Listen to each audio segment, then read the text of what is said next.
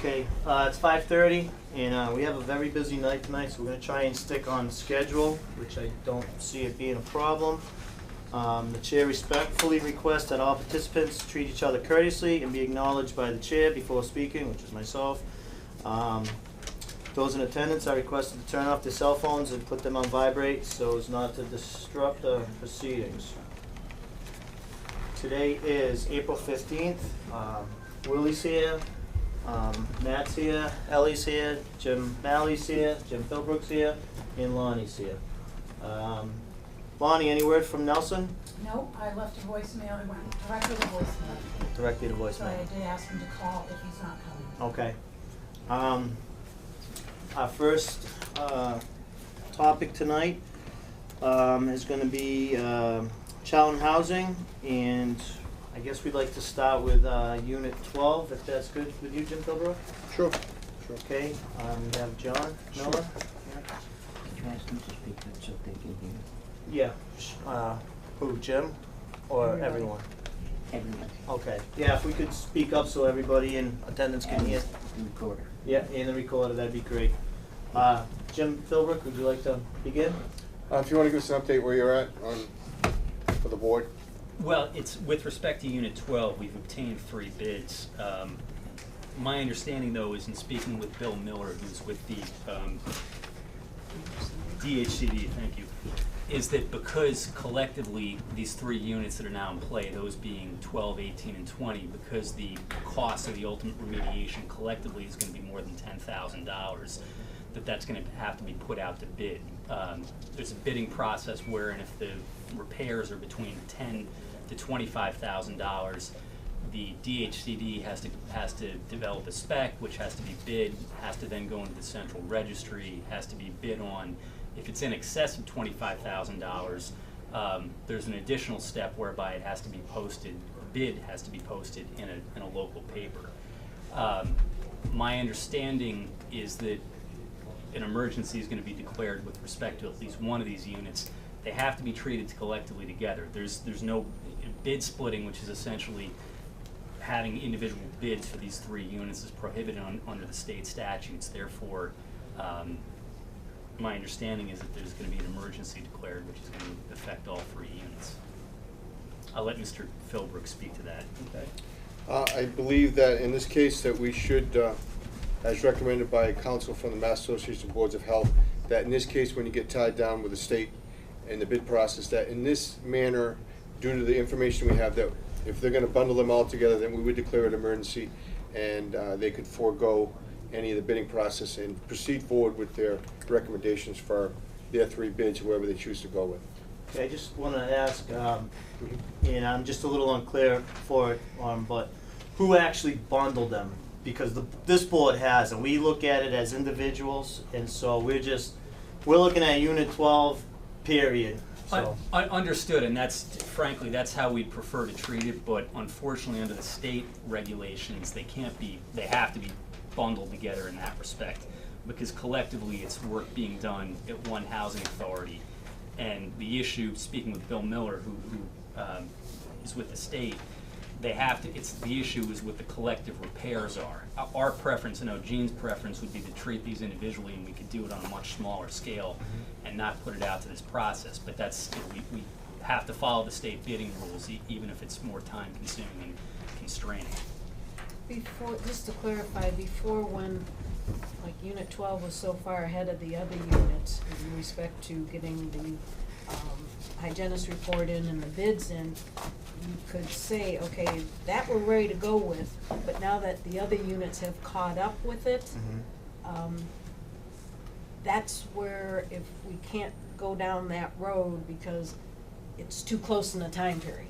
So it's going to be a large project rather than 3 small projects. Okay. The 3 small projects, if we even try to go there, it can be interpreted as bid splitting. Okay. Do we have that in writing from the state saying that it's mandated? No, I do not. I mean, if the board would like me to get that, I can. I don't know when the next meeting is. I probably can't get that this second. Well, Jim, what's your thought? My thought is that it's gone on long enough. We deem that there is, if you read the report, that there is potential hazards here, and we also have doctor's notes. You know, we need to move on with this. If it, as they said before, if this is a private home, it would already be done. Yep. It would be done. And in this case, we have to act in the best interests of public health, safety for the tenants. We deem that there is an issue with the environmental safety as far as the air quality with mold. There needs to be repairs, and as ordered, I think that they asked for a special hearing. They've been moving forward, but I expected this meeting to say, you know, we have someone, they're gonna start the work, and now we're gonna have to start the bid process over. That could take a month or so. So I did speak to counsel today for the Mass Association of Boards of Health, and she recommended, she was here at the meeting, that there was no reason why the board cannot suggest this as an emergency and to move forward. Okay, Mr. Neal? Yeah, just briefly in response, there has been, and I understand the situation, but we hired an industrial hygienist who knows far, you know, with all due respect, everyone here knows far more about this than any of us. He's the only industrial hygienist who's examined these 3 units. He's issued 3 reports. Nothing in these reports suggests that there's an emergency situation here in terms of the health. And at the same time, I agree with Mr. Philbrook saying, I wish we were in a position where we could just get somebody to do this. Unfortunately, there are rules we have to abide by, and the fact that, you know, collectively this is what the repairs are gonna cost. Jean has had, you know, she does have 3 bids for Unit 12. She does have a quote for Unit 18. She has had someone out here even proactively examining Unit 20. Our hands are tied with respect to that. It's not a situation of delay, and I guess the only thing I sort of take issue with is if we're declaring an emergency essentially to circumvent the state bidding rules, to sort of do an end run around them.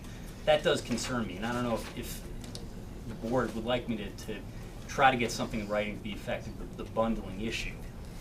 Well, my thought on that, as far as an emergency goes, is we do have a doctor's note on Unit 12. It has been going on, we've had the complaint in our office now for going on over 60 days, and we need to see it, you know, resolved. So, Jim?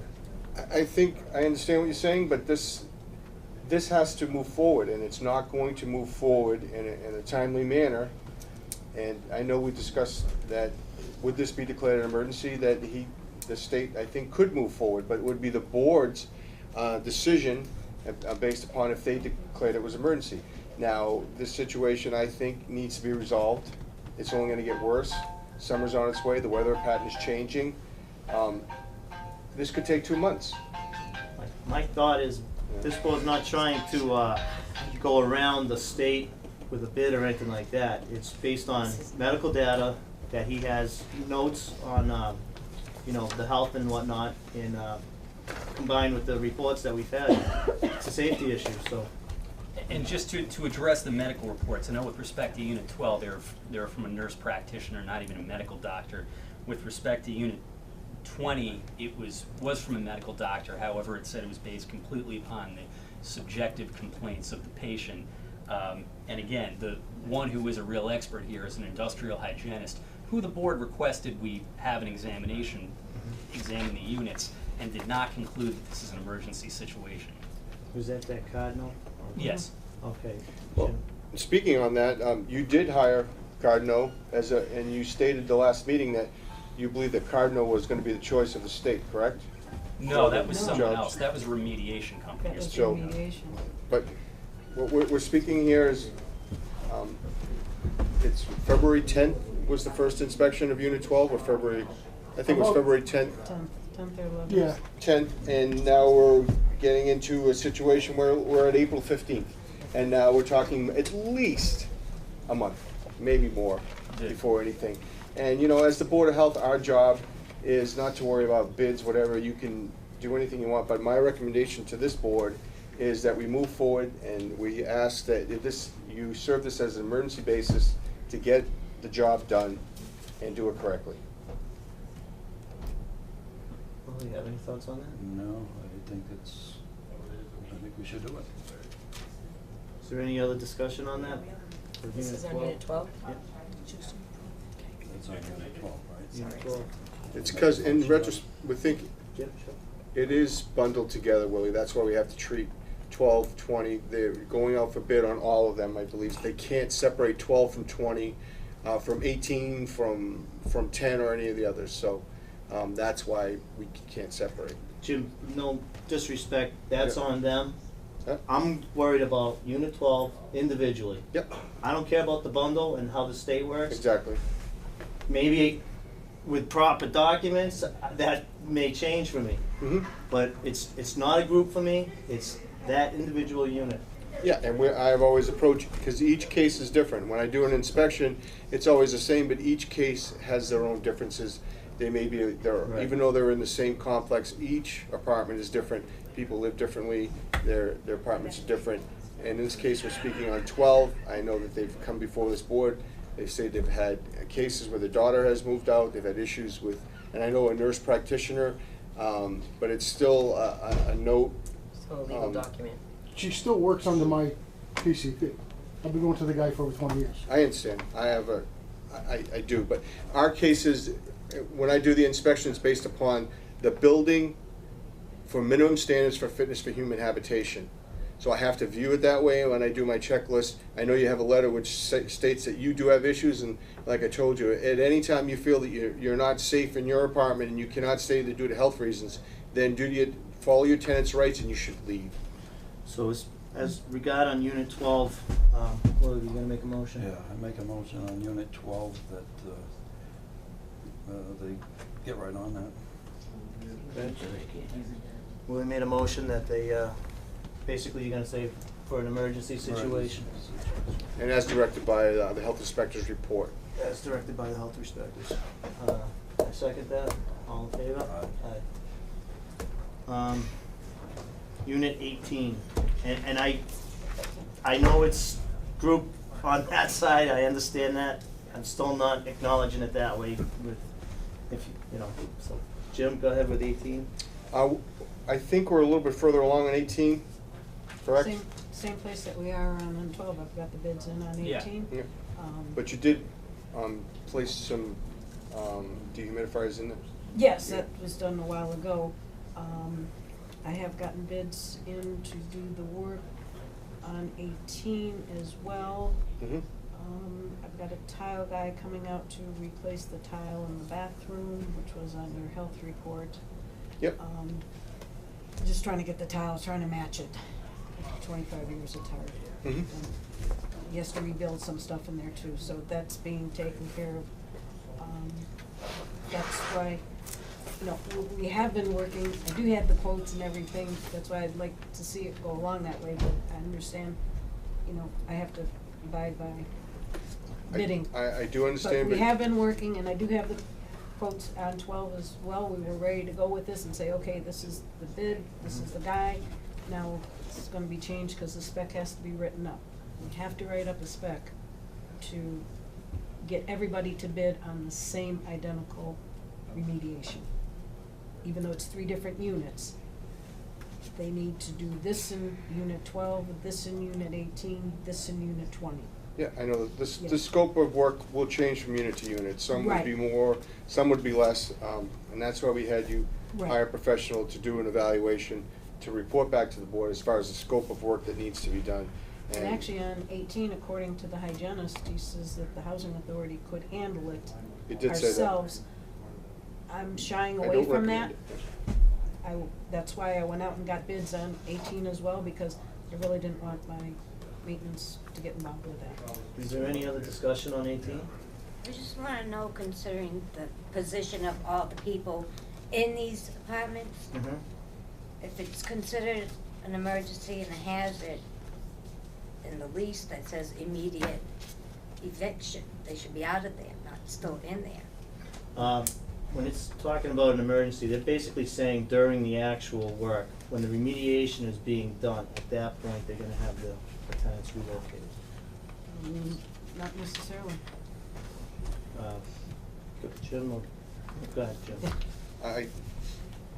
I know that, reading your report, you indicated in your letter that they didn't recommend, but I found in the report, and I'm still looking for it, that they recommended during the remediation at some point that the tenants not be in the unit. Well, they recommended, and I can actually quote it, there was a possibility that, I believe it was on. I had it highlighted, but I have everything highlighted, so I have it here, this is I think it was on page 3, it's Great. control dust from cleaning activities in each room with plastic There it is. barriers and HEPA filtration units, or relocate occupants with health symptoms during the cleaning process. Exactly. And that's why we had you hire someone Yeah. professional to, but we wanna remember that if there's, we thought the scope of work would have been ripping out sheetrock and doing that, and they don't feel that it's that's necessary, but, So, excuse me, but based on page 3 of that, it's, there's gonna be, there was 2 choices. yep. I didn't hear the first part, they were gonna put up a plastic with filters, Oh, Yeah, they correct. have to, that's standard practice or relocating. with people with health issues, that People with health. during that peak remediation, that if someone felt that they would have to leave during, Peak peak remediation. remediation. Some of it, some person, if they felt that they were affected by this, even though it's gonna be 16 mil, they have to put fairing strip up, there'll be air scrubbers, there'll be positive pressure ventilation, that'll all be taken care of. There's a little risk, but there'll be post-remediation air quality studies done also after. Did that answer your question, Lynn? Did that? I guess. We're sure the safety while the work is being done. If not, then it would recommend, the company would recommend that at this point that they would have to leave unit. We're not talking for weeks or days. Oh, I just thought the mold was making them sick. We've not determined that. And some people have notes pertaining to their illness, but that's, our board's main concern is that the building itself be fit for human habitation so you don't have health issues, and that's what we're trying to have remediated. I just have a question for my own clarification. Does the emergency status, does that only apply to Unit 12, or does that also apply to Units 18 and 20? Because the reason I ask is I need to be able to tell the state whether or not it's been declared an emergency or not, because that is going to affect the bidding process. Well, for right now, Unit 12 has been. Jim, correct me if I'm wrong, but I don't believe 18 in our eyes is an emergency. If I may, Mr. Chairman, is, if you're gonna bundle this, and if they're gonna take it all together, then how do you separate the 2 other units from 12 and say, well, this one's emergency, we don't need to go to bid? I don't know if they can do that, or if the whole job itself, because of the bid process that the state has to follow, speaking to Mr. Miller, that they would have to consider that either it's a straight emergency for all of them, or it's, you know, we are gonna address each unit as we're trying to do. It doesn't matter. Once you've declared 12 an emergency, then the whole situation is declared an emergency. Okay, so based on the reports that you have, Mm-hmm. does 18 look like it would be an emergency based on the reports? No. Okay, that's what I want to hear. John, you understand? Yeah, I do. Thank you. So we're trying to approach each one, so. Okay, any other discussion on 18? If I may address, did 18 have an air quality test report done? 18 has had the same test that all the units have had, So it including the doesn't- solar, yeah. They did the air quality? Okay, now we'd like to discuss Unit 20. Jim, do you want to start off again, please? Yes, in my opinion, Unit 20 is probably getting this report, which was, I believe I just received it on the 12th? I Came the believe day it was after, Thursday or Friday. which was the 11. 12th, or, it's dated the 11th, I received it from your office, that it stated that in some cases it was metered to, the situations at 20, I believe, are worse than 12, 18, need to be remediated. This report indicates that there are issues, although they indicate that they could remediate in some cases with the tenants in place unless they were affected by health issues or whatever, same in this report. I think that's one we were indicating on page 3. Correct. Okay, so on Unit 20, during the remediation, Mhm. We have doctor's notes. Yes, we do. Um, I received something else here, I just have to review it. Yeah. But we do have it from a specialist, a Mhm. pulmonologist from, that stated that, and I think the attorney noted on that it may be some issues there, but it still affected that, he felt that the mold did affect his patient. So my question is, during the remediation process on Unit 20, do they need to be relocated during that process? I need to see the scope of work, and if they're gonna follow safe work practices as recommended, unless they felt that they could not, that they could stay, but remember, there are bedrooms that are being affected here. Correct. And that whole end for the sleeping quarters, and I don't know, that, I know that your mom's room is one of the worst rooms, and that. Actually, it was mine, not my mother's. I It's- went it's- through it the did state report. on it, I yeah. went through the report Yeah. quite diligently. And it stated that there are, and it states your mom's room, which is, I think they might have made a, Well, when it's my turn to talk, I'll. but, tell you know what? but- If they feel at any point in time while they're doing remediation that they can't be there due to health reasons, then as recommended by this report, then they would have to be placed somewhere else. Okay. That's my recommendation. Okay, I just wanna know to let you know that I did go through the whole report, and, it says 4 is high, it's 3+ in every room, 3+, 3+, 4, 4, and 4 in my room. This is not a good report, I don't know how anyone could look at it any other way. You see the red, and we're in the red, and it's not good. But can I just tell you that the pictures they took, these are really nice pictures, but not one of them really shows anything, but I would really like, if you could hold that, please, I'd really like to show you pictures of what the mold really looks like, and if you could pass that around and take a look. We do Jim have the has seen- pictures. But We these already have are, the pictures. I mean- actually even better than your pictures. And, No, I mean, if I may, same as his email. without taking up too Cardinal much report. every Cardinal. time. Excuse me, Kevin. Hello? What's the name, Jim, on that report? Hi. That card, Cardinal. Cardinal. CRDNO. You want this copy? The picture that he has of my bedroom was actually a picture of a picture on my bed. It's not my bedroom, but Okay. you have bedroom pictures there. well, Well, I don't think anybody's questioning that your apartment needs to be worked on. No, I realize that they're not questioning that. What they're questioning is how severe it is.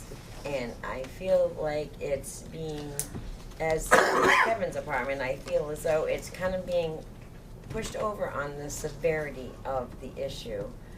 I think it's a lot more severe, which I think Mr.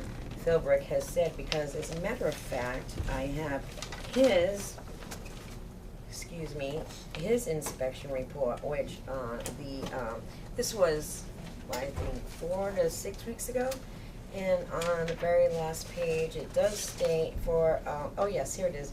Due to the extent of the remediation that is required, the tenant needs to be removed for proper remediation and the safety of all occupants. That's your report. Now, I believe that he was doing his job and he did the right thing, but if you could just take a minute, I actually sat down and wrote a little something that I would like to get out, if I may, since I have the floor for a minute. First of all, I'd like to state for the record that my name is Kathy Fisher Fournier. I live at 20 Meadowview Drive, Charlton, Mass, at Charlton Housing Authority. It was brought to my attention approximately 2 years ago by the Board of Charlton Housing if I would please start a tenants association. Point of order. Oh, no, this comes right down to what we're doing. This has nothing to do with mold. I agree with you. Absolutely, no, it does, Excuse me, if I- you haven't, I haven't finished, so how would you know? Kathy, There we are know what's governor's going on letters, with there the are, no, there are situation. things in here that need to be told. Point of order. Point of order. Really? Point of order, Sure. and If I may, Mr. Chairman, I know her situation. I've been working with her very closely. Correct. I believe there's definitely need to be remediation, but this company is hired because they are professionals, way beyond my scope of, this is laboratory analysis. These are surface sampling, they're swab sampling, they're air sampling. This is not I could not, they're not in the business to go in and give false reports. So I think they're not downplaying any of the severity, nor would I or the board. We understand that, and we've discussed this, that Unit 20 does need immediate remediation. Correct. And as I stated, that anytime They feel that during this remediation, I suggested here, if they need to leave, that can exercise their tenants' rights and leave. And I would recommend if they felt they weren't Maybe safe. you could just read that one thing right there, because maybe that's the one thing that So, won't. we're not taking this lightly, we've just declared an Disability emergency Act. to bypass, to assist the tenants to get this done correctly. We certainly don't take anything lightly, nor any report. We've suggested these reports are given to us for a reason, because they're laboratory analysis, and the board has to read these, and we know that there has to be remediation. But they do take steps. This board has been through this many times with mold, that when certain steps are done and proper remediation, have the proper company, that's why I have professionals, then you can stay in place, but in some cases, they would recommend that you can't. But we thought that there was going to be, whole rooms of sheetrock, the roof opened up, the walls. They felt it was surface moisture and wasn't to the extent that it penetrated through the wall. So, that's their scope and that's why we asked for the scope of work that needs to be done, to detail, so the board could look at it and to make a determination then also. So if the scope of work changes, they need to report to the board, and we felt it wasn't safe, then we would speak to Jean and them and say that, hey, listen, there's too much going on, it interrupts their lifestyle, they need to be placed somewhere until their standard of living is brought to the point where it's safe to be there. And I stand by that. Kathy, we're not trying to minimize it. Really? Really, we're not. We've heard you every meeting. We understand there's a situation. We're trying to work on a solution on Okay, it. can I just say this, since I'm not able to read, which is the Disability Act, which is in there, and I contacted 5 different agencies today, which I was trying to tell you, but no one would listen. However, the last meeting, which was 2 weeks ago, it was stated that we would hear from somebody within 48 hours. Is that not correct? Is that in your minutes?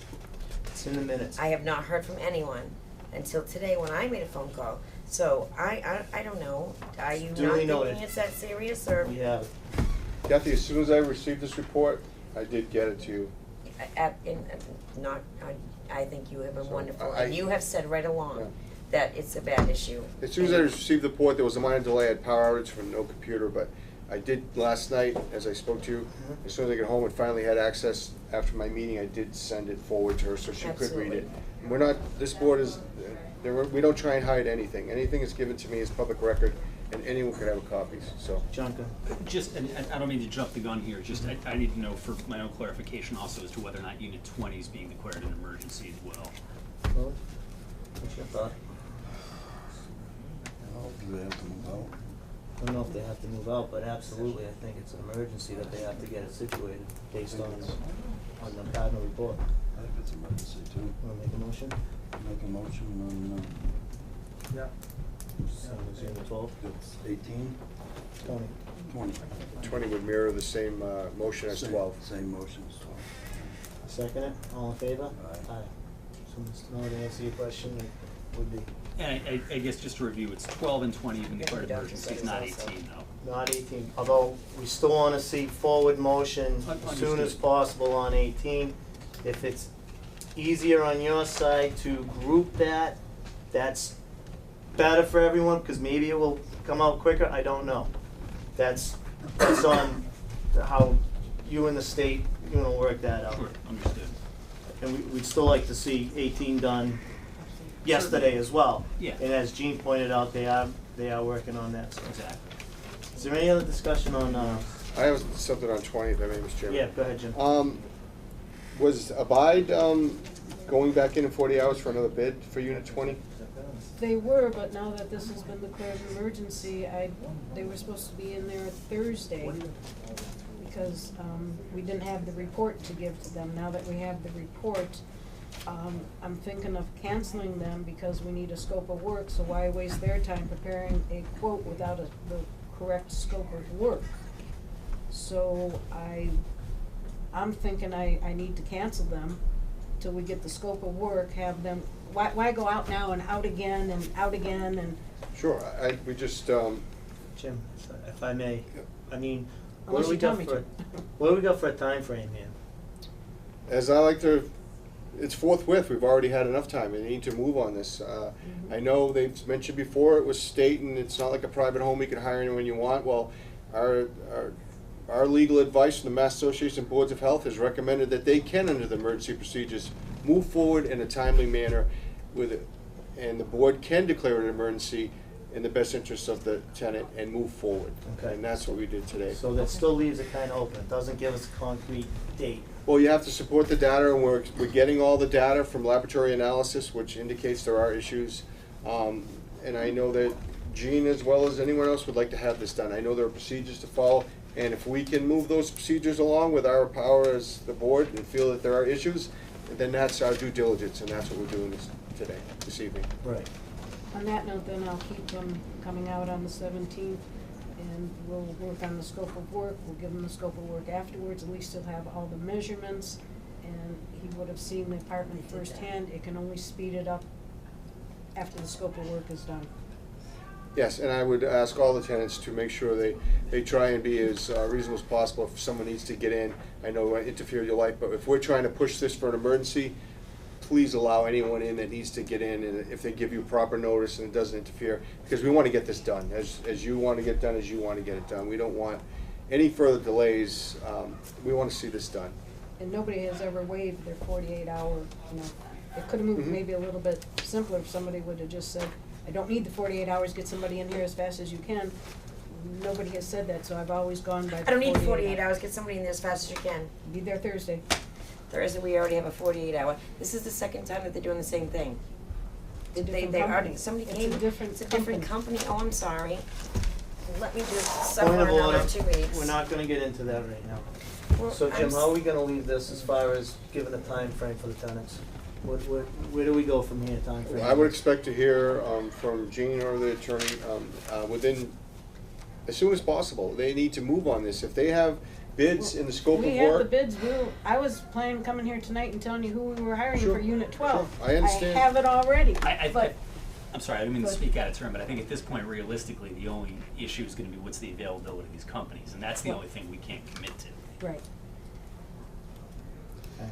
You need to keep me advised of any further progress before and as they occur, and the scope of work. I need to see that, and if I have to, I'll come by. And if we feel at any point in time we reserve the right to have the tenants removed, if we feel the scope of work would interfere with their lifestyle or their safety. I just Agrees, asked, did the Jim. doctor's notes do the doctor's notes not mean anything? Well, they would be, It's not that the doctor's notes don't mean anything. they do. They do. Okay. They'll have air quality sampling done That's during what the we did. remediation, no, during the remediation to assure. Can you read the doctor's note that you received? We I- did read the I doctor's did note. read the No, I a have- new one that you received tonight? I did read it, yes. If you wanna make a copy for me, I'll add it to your file. Or give it to me, I'll make a copy, and I'll put it in your file. Go ahead, We as tenants have the right to see what work is gonna be done before it's done and how it's gonna be done? I mean, that would be, public. As soon as I record. receive it, I will give it to your attorney, because I'm advised to go through your attorney. I have spoken to her this week. She did give me a call and ask because of that 48-hour time frame. She said, hey, Jim, where are we at? And I said, we're trying to move forward. I will contact you. So I will call her as soon as I get the scope of work and time. I will call her and speak to her, but I don't like to call unless there's something to report. Hmm? Because I would personally like to know what they're gonna do before they do it. I will, if you'd like, I can advise your attorney, or you can have Gene advise you. It's up to you. That's fine, but before anything's done, I would like to know what they're Because they're doing, not going behind the wall. personally. They're not Okay. looking behind. Whatever you need. And if, Gene, if you need access ASAP, Okay, that's fine. excellent. Okay, You know, if they're gonna come in and measure, do whatever they're gonna do, Like I said, yours is all done. I've got that's Three fine. quotes Just and We've all been everything on it. measured. give me a call or Same. throw a note on the door and I'm not unreasonable. No, thank you, Mr. Moose. Mr. Moose. We're just trying to resolve this issue, to We bring want it this done. back. We want our family back. Because we want our girls home. I understand. Can I just say, in the same note, we just wanna be healthy. That's right. We love where we live. It's a beautiful place to Yeah. live. We just want to feel like when you close that door and you lock the key, you're safe. We don't want what's in our apartment to hurt us when what's outside is not. We really like where we live, and if you read the paper, it states that in the bottom, you know, and that's why we started the Tenants Association. It wasn't for a bad thing, it was for a good thing, and it was actually the board who asked us to do it. Point of order. We didn't even know that there was mold. Seriously, did not even know there was mold when we We're started. beyond that though, and we're going in the forward motion with this best we can. so. Okay, I guess what I don't understand just about the mold is, I Yep. don't understand if it says that we can't be there because it's our health is really being hurt. Why are we still there? As Mr. Philbrook said several times, if you feel as though you shouldn't be there, then as your tenant's rights, you could leave. Is that what, Correct. Where do I go with no money? We're in housing. I can't help you with that. We're trying to get it to the minimum standards that are set forth by the state for your safety. We're working with Gene and the state. I've worked with you. I believe me, I would like to have this done right now. If I could shake my hand and have it all done, believe me, I don't wanna see. But anytime you feel that your safety, and as for your mom or anyone else in the building, 'Cause I feel would that they like my can't daughter stay home there. too. That, and I'm working, but I cannot, I have to work in a procedural manner as well as they do. There's testing needs to be done, there's bidding. We just declared an emergency to bypass that bidding to get this done quicker No. as the board, so. Not for nothing, and we understand the time sensitive, but from the board, we're looking at the tenants, and we're also looking at the housing authority. The housing authority has given us everything we've requested every time very quickly. So I don't see the housing. Actually, that's not true. No, it is true. I don't see the Jim? housing authority holding us back Jim? at all. Point of That is order, not true. just go through the chair. If you need to speak to me, then I'm he'll. sorry, can I go through the chair? Go ahead. Jim, you know that that's not true. Can you at least speak on that behalf? What part is not true about that? What part are you talking about? What are we talking about here? No, I'm sorry. We asked, this has been going for 12 years. Excuse me. About the mold. The We asked. Board of Health has asked for things, and we have gotten them Jim asked, instantly. and he didn't get it.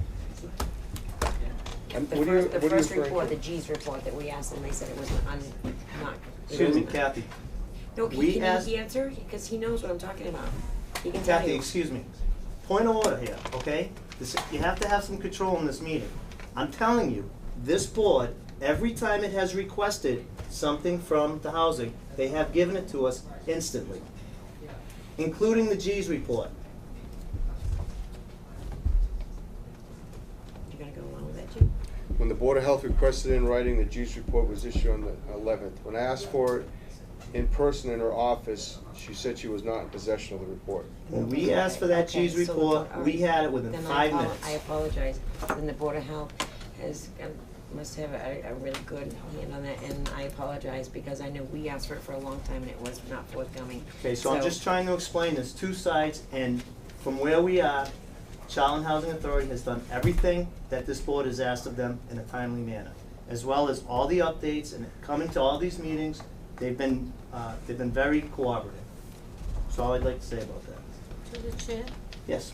how many more meetings are they gonna have to come to before this is resolved? Well, as we stated in our last meeting, you don't necessarily have to come to the meetings. You're more than welcome to be here, but it's not gonna speed the process up.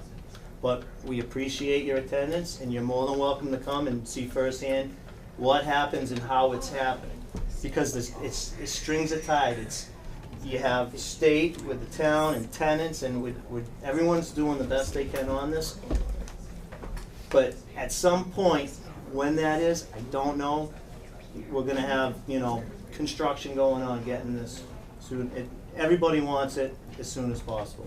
I don't have that date, but hopefully it's sooner than later. Well, at the last meeting I attended, it was said that it was gonna be within 48 hours.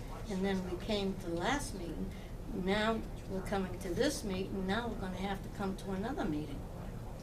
Well, go He's ahead. telling you, you don't have to come. I think Yeah, the I know I 48 don't have to hours come. was them to report back of their progress with the bids and with getting an evaluation of the air quality sampling, which did happen. Then there was some delay, yes, it was, but they did report back to us in the 48-hour time period. Was it completed in 48 hours? No, because you're dealing with, you have to get bids, and they had to go three. They had to get 3 companies to come in, so the time frame. But now we're at the point where we're trying to proceed forward in an emergency way to bypass any more bidding process. So, but now they have to hire someone, and the scope of work has to be brought forth to the board, and then we'll move forward. So it should move along. Well, at the last meeting, you requested only one bid to be taken because of the conditions of these houses. No, there always has to be 3 bids in this case, because you're spending money that has to be bidded. You have to get 3 bids, and it makes sense that you would get 3 bids and 3 estimates, so, I understand that. In a private home, you can hire anyone you wanted, you could just call Service Master, but it's moving forward. We apologize, but we're working together to do the best thing, so hopefully we can resolve this in a timely manner. This time I gotta close this discussion, we've got other scheduled appointments and whatnot, so, forward motions. I'd like to thank everybody for coming, and, if there's any more discussion, if you'd like to wait till the end of our meeting, we'd be happy to talk with you then, but we have a very, very busy night, so, I'm gonna close that discussion. Thank you all for coming. Thank you. My lawyer will be And the, I'm sorry, the board doesn't need us to stick around for Yes, anything, they do. that's correct. No, only if you want to. Thank you. good. Very disappointing. Okay, 6:15 we have Osgood Road, law report discussion. Jim Malley, can you come up here for this one, buddy?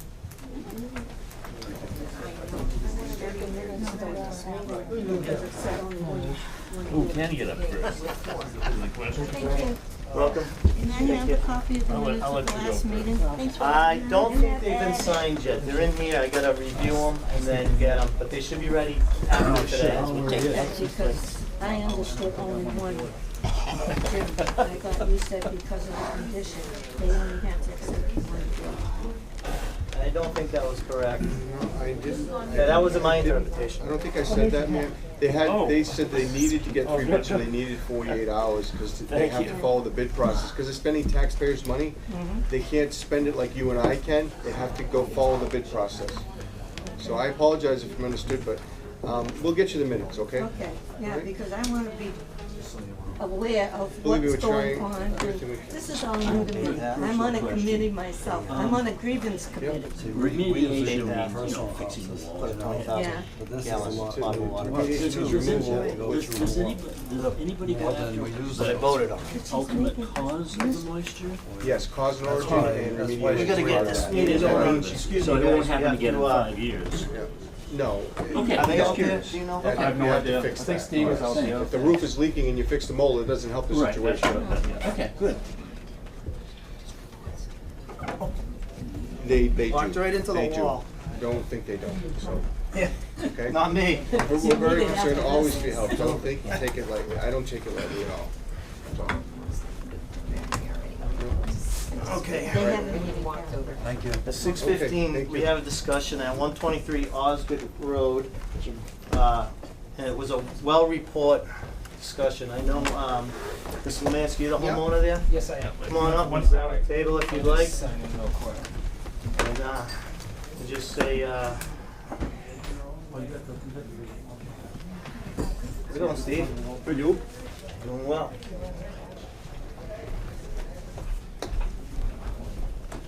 So if I may, I heard a little bit about this and I've asked Ross to attend this meeting. Right.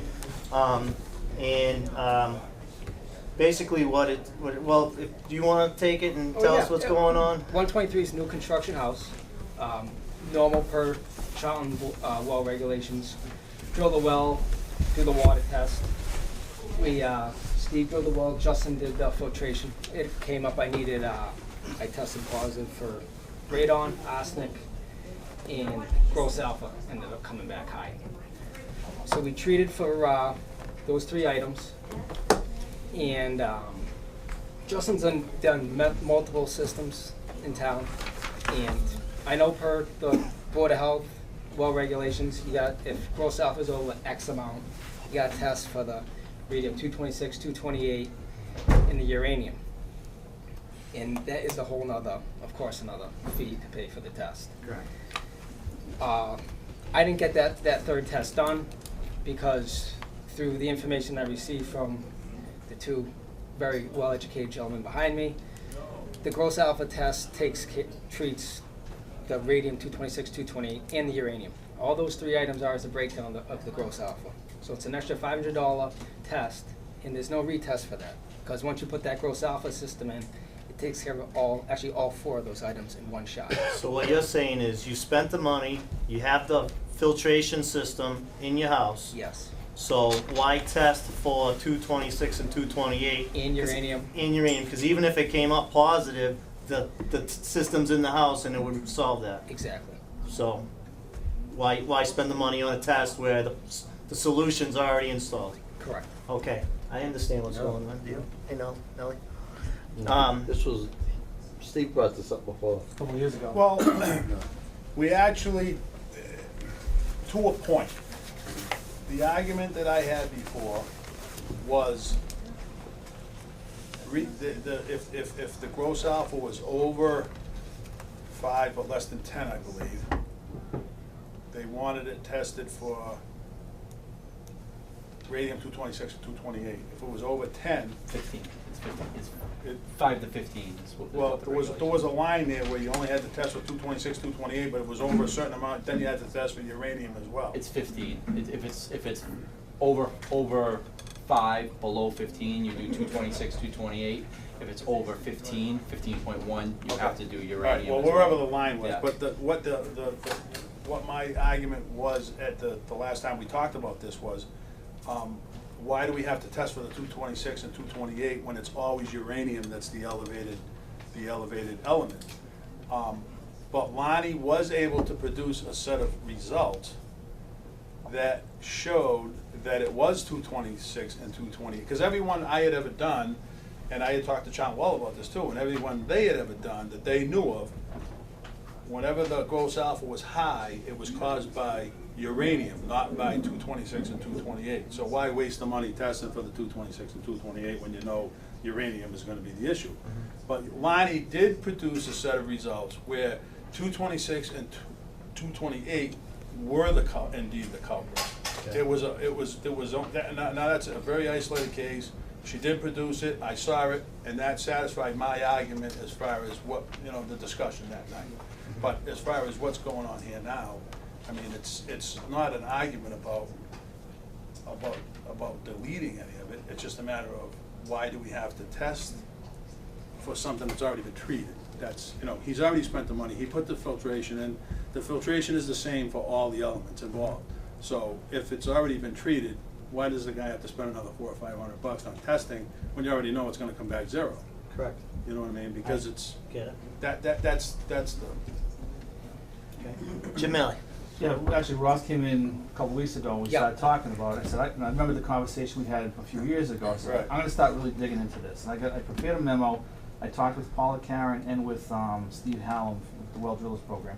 If you want, I can just, it's 2 pages, I can read it real quick so everyone will hear what it says. Better you than me. Okay. Dear board members, a recent inquiry into the water quality testing procedures and how results are handled has led me to research those procedures as laid out by the Massachusetts Guidelines for Private Wells and the Town of Charlton Well Regulations. It should be noted here that the Town of Charlton, when developing its private well regulations, modeled the regulation after the DEP model Board of Health regulations for private wells. This memo deals with the testing procedures for gross alpha, radium-226, radium-228, and uranium. I did not look into any of the testing procedures other than those listed above, as these are the ones in question. The regulations state that gross alpha be tested first. And gross alpha is a test that is performed to measure overall radioactivity in the water.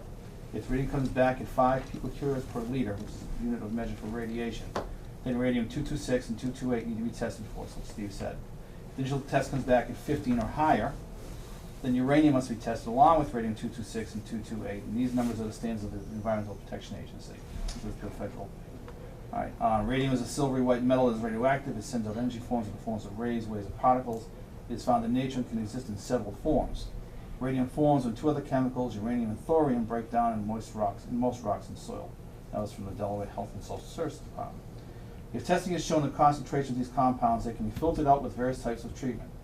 The procedures to test for the compounds first, if present, provide treatment. Once the treatment system has been installed, test again to determine if the treatment system is performing in a way to reduce the levels below standards. All right, a recent first pull sample yielded a result of gross alpha over 500 picocurious per liter. With this result, radium-226, radium-228, and uranium should be tested. In this case, the applicant, rather than proceeding to the testing phase, went to a water filtration unit that would filter out all the contaminants. The applicant then tested the water after the installation of the treatment system for gross alpha only and found the result to be under the standard of 5 picocurious per liter. So, the question was placed to me, it's just like tonight, is there a need for test to test for the parameters if you're going to install a water treatment system capable of treating radium-226, radium-228, and uranium. No, I mean, this is, so I called, made contact with Paula Karen, Mass DEP Water Drinking Program, Water Quality Program Coordinator, Central Regional Office, and Steve Hallam, Mass DEP Well Driller Program, Boston. I asked both Paula and Steve the question that was asked of me as stated above, why test if we just put on a filter? Their answer to me was there are many types of units. Do we know what type of treatment unit was used? A reverse osmosis system has been identified by the EPA as the best available technology to remove up to 99% of the radionuclides. However, there are limitations such as membrane failure which can allow the contaminants to pass through. Having an operation and maintenance plan is key, as well as advanced operator training. Knowing the levels of contaminants prior to installation of the treatment system will determine the best owning plan for each system. Not testing the compounds prior could result in a treatment system breakdown. Similarly, the testing after the unit goes in to ensure that each individual component is being treated, not just an overall view, and ensures a benchmark that can be used during the O&M of the unit. Since we're not scientists and chemists, we need to rely on the testing data, otherwise we have to review and approve the type of treatment system being installed.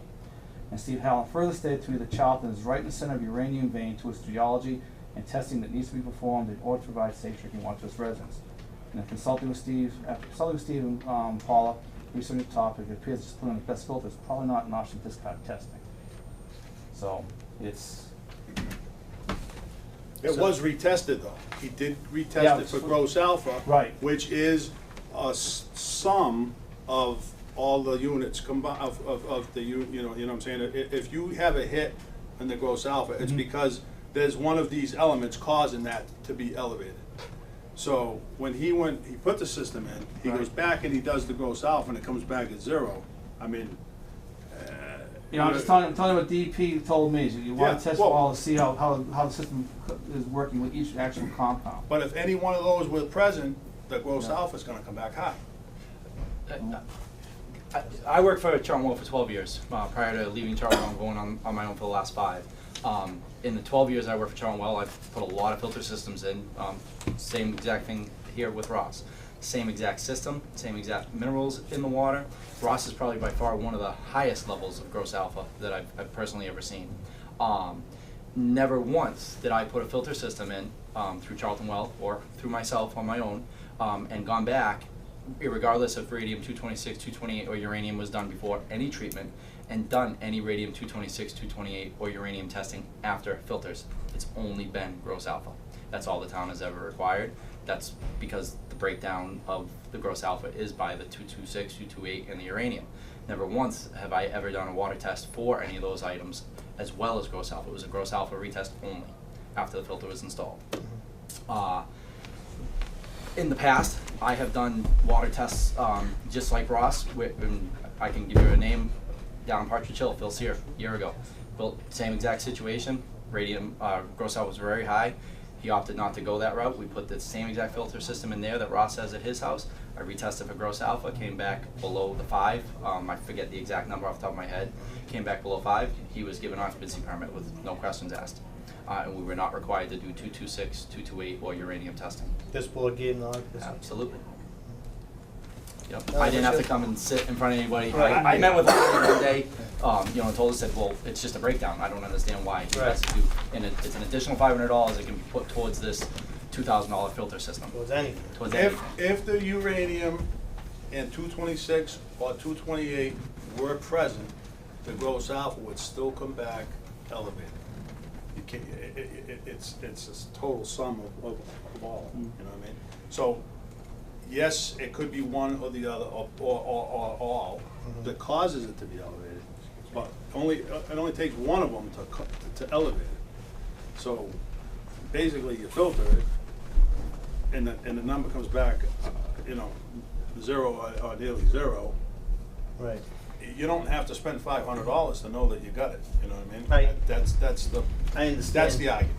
I understand. Are you saying the filters are always the same? What these people are saying, For any one of those 3 elements, it's the same. because they're saying you could use the wrong filter possibly by not treating it ahead of time because of all the options. That's what they're saying. They're already talking about using an RO to filter it, and that's not even the style of unit that these guys are using for this. They're not using an RO? No, They're not an using- RO is point of According use to only. what, and this I can quote this, according to what Steve Allen and Paul Karen told me, an RO system is the only filtration system that can filter out uranium. No, Absolutely. absolutely That's not. what that's what they, that's For what I was 17 told. years, I've been using mixed bed water softeners, 50% cation, 50% anide resin. I've never used an RO for rose apple. I personally think we need to find out more because of what they're saying and what they're saying, just to figure out what's going on. I'm not against anything, don't get me wrong. I just I don't don't know. think there's a clear answer to you yet. No, I don't now. They just threw a monkey wrench into it. A reverse osmosis filter is a point of use filter. Okay. Okay. An average RO is 35 to 50 gallon per day membrane, like you referred to. Mhm. Basically, you have three to five little cartridge filters under your kitchen sink. You've got a 2-gallon storage tank, which has got a bladder in it, so it's really down to like a 1.2 gallon tank. And you got one little separate spigot. It's good for cooking and drinking water. That's all it's good for. Do you have the specs for the? I mean, do you, I'm not with me. Justin, I I can get can it meet you all. here tomorrow. Maybe try and give a conference call to Paula if we want to try and get maybe. I can get it all. I wouldn't be able to do tomorrow. Okay. I'm actually, the rest of the week I'm booked. I could do next week, one day All right. next week. Tuesday, But Wednesday, maybe. Tuesday would work for me. All right. But I can definitely get the specs of the resin and the minerals. Like I said, I've got 17 years, since this all came out. And with what'd this you stuff. put in? What type? It's a what? It's a mixed bed water softener. Bed water softener. I'm surprised Steve Hallam I know Steve Hallam pretty well, he's a geologist, I mean, he's a pretty smart guy, Yeah. but as far as. I was on the phone with him for over an hour and a He's half. a great giving guy, he's education. the nicest guy in the world, I mean, he really is a nice Yeah. guy, and he's good, I mean, Yeah. he'll tell you things, I mean, Well, one he's thing a that wealth of information, but Yeah. I didn't know that he was a filtration guy, I mean, One thing that really kind of like shocked me, and kind of opened my eyes, was he said that the operation maintenance plan on these things is really important, because what happens is, as the water passes through, the compounds will build up, and they'll just keep compounding on each other, and those elevations will rise within well, the on filter. an RO. On an yeah, RO. On an RO. Really, sure. you're better off with what you're doing, I would think, on that end. Well, I don't know. You think wasn't that what Changes you're talking it, The about? right? softener, I So mean, you the gotta be media in the maintaining it. softener attracts the Well, stuff. does an RO? Does that have an unscrewable filter you can just throw out? Yes. But an RO, in order to treat whole house, would cost $15,000 for the installation, and it's probably about $2,000 a year worth of servicing. I've put one of them in 18 The years. problem with the RO is anything else in the water, it's gonna take out too.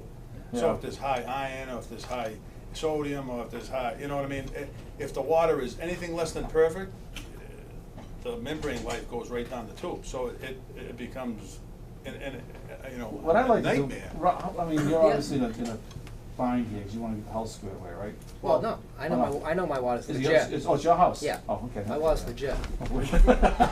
Alright, so what I'd like to do is maybe get you three, and maybe you three, and myself to go to DEP someday, maybe next week and and iron this out and get this squared away. This is not gonna be the first or the last time it's gonna come up. Right. You know? See, the problem the board has is we can be more strict than the state, but we can't be less strict. So if the state's saying this, we're hard pressed to say, well, you don't really have to do that The because. state's not saying that, because those guidelines, those are suggested guidelines, those guidelines. are not the rules. Right. That is not a statewide They're not, thing. yeah, they're That's not. not MGL No. something. No, it's, they're private well guidelines. The board adopted them as their well regulations, but they're guidelines.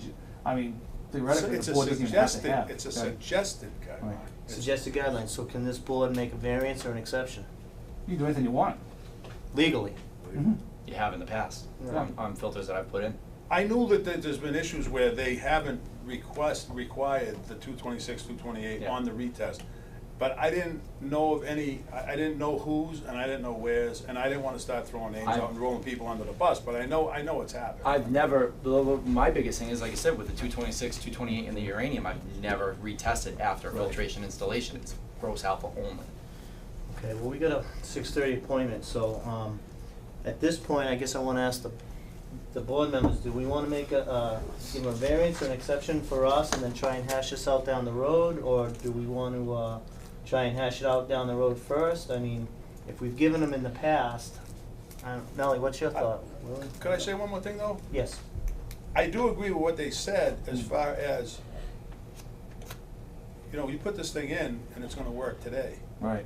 How long is it gonna work? Right. Nobody knows. Without any down the road testing, Right, and that's what they're telling me, is that's why Yeah. you need the parameters. Well, again, what they told me, having no idea how filters work at all, what they told me was you need to know the components, the going in, how much radium, 226, how much uranium, and there's different type of filters to handle that, and that'll take care of, okay, if your uranium is wicked high, for example, then you wanna check it every 3 months or something like that, or if it's, that's just by government. But that's another, I mean, Right. that's But that's the another same, that's the discussion. same thing with arsenic and the same thing with radon. There's multiple ways to handle both of those items Yeah. in the water too. And once any water test for any house in the town of Charlton passes through your board and you approve it, you've never seen another water test for anybody else. It's the homeowner's responsibility and, Right. and their problem. Correct, That's and, right. and never And never you don't know. maintain it and never do anything, so, I mean- and that's per se with all the minerals that are in the His water. was so high, I mean, it was dangerous. I mean, scary. I mean, like, it was crazy high. I mean, The highest I've like, I ever can't believe the seen. water doesn't glow in the dark. I mean, it's that bad, seriously. So it's in his best Good, interest to I'm take care of the It's- system himself, You know, but how many people don't even know it? How many Right. people, you know, That's never checked them. that's never checked it or never reached it, 10 years down the road. But 20 years ago. Not even. It was I gotta look at 99 or 2001 when the board accepted the regulations. Yeah, I need to get it signed off. Yeah, that's the whole You point. You need It's signed not- it's off. just, how do you get away Yeah, with I'd like to have that? it signed off, yeah, at some point, Nice yeah. guy. Yeah, you have to sell I your just wanted to house get and this that's gonna squared hold away. you Because up. this house was built back Go far sell your enough house down the where road it and that will wasn't hold you tested up. for that. Plus the bank won't No, let you me. can't. But I Plus the said, bank's I not said, gonna tell the help. guy, You're you're gonna gonna get do, you may save his wife or him, or his life, you know what I mean? I mean, So- it's that bad. What do you think, Nelson? We've given Oh, it ain't variances really. and exceptions in the past. You wanna hold off and see what happens at DEP? You wanna give them an exemption? What do you think? I think they're doing it all right, myself. And my personal opinion is if he was a builder and he was dumping the house, that's another story. Yeah. But being the homeowner, he knows what he's up against. If we've given him in the past, I suggest, I would say we give him a variance on this one and still hash it out at the DEP Yeah, like I you would said. definitely like to do that, just cause it's gonna come up again.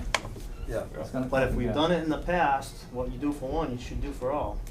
yeah, I believe in that too. What do you think?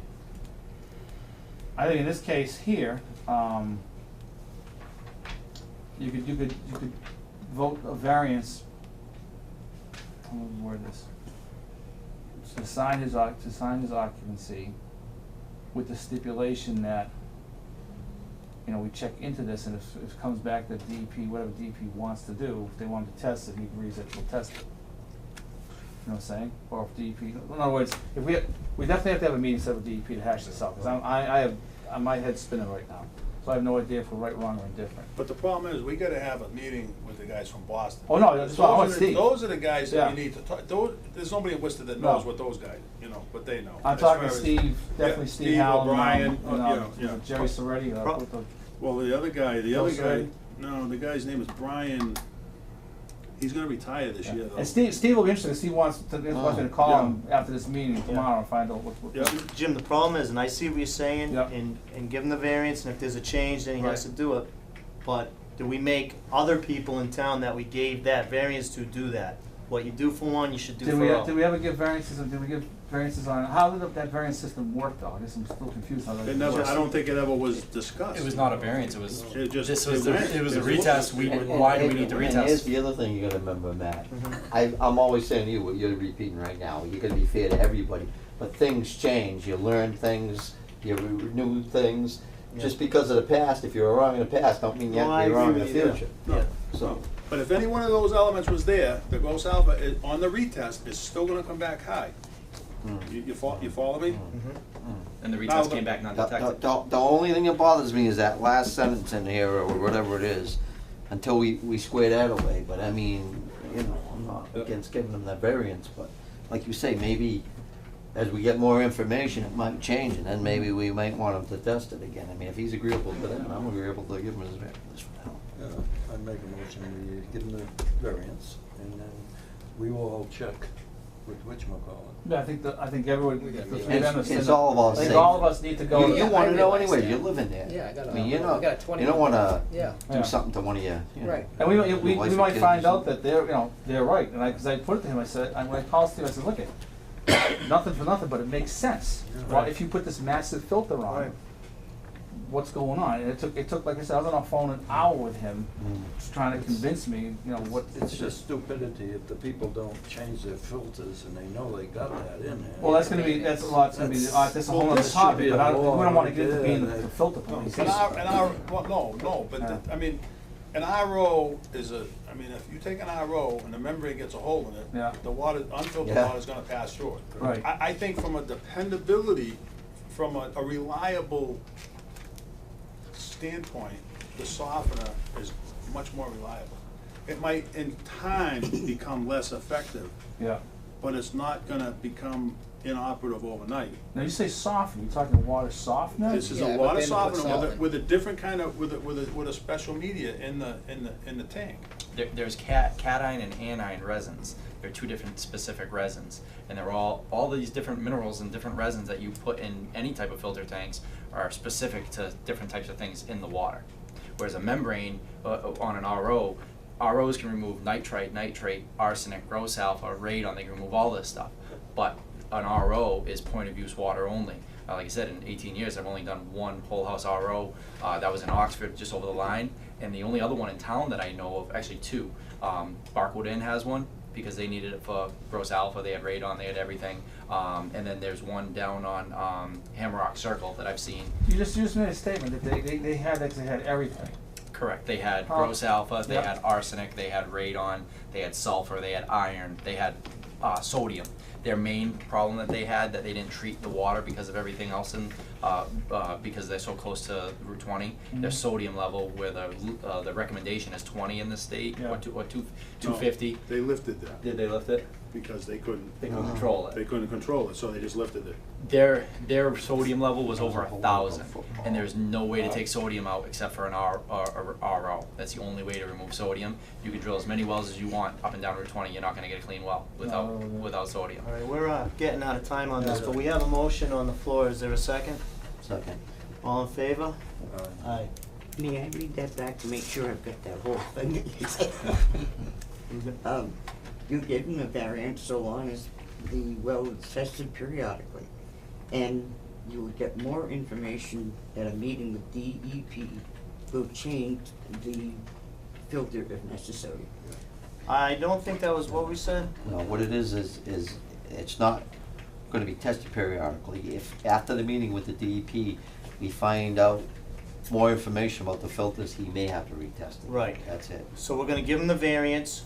After the meeting with DEP, if there's a red flag that we need to get them, then we're gonna let them know about it and request a retest. Which he agrees he wants to know about anyways. We all do really.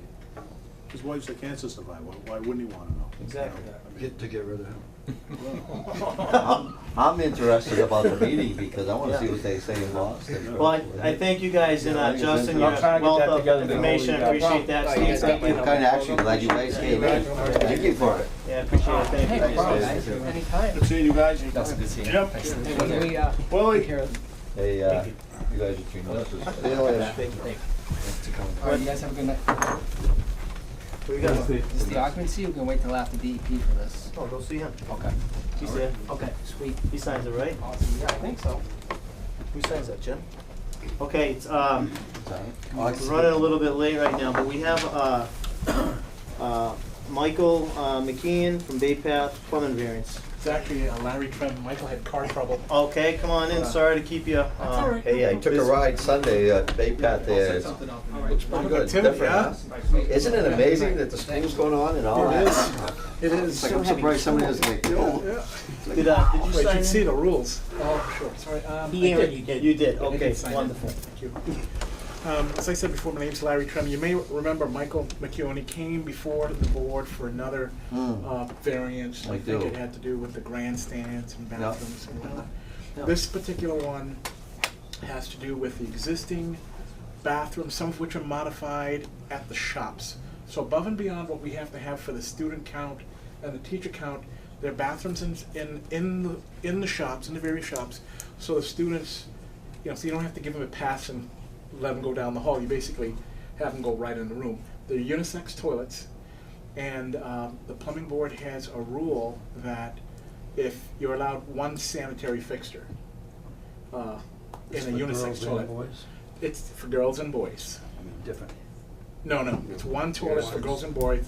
It's an extra bathroom above and beyond the girls and boys count, but it's within the shop, so the teachers don't So they have don't to have send the take students, them. and you know what happens when people leave the room sometime.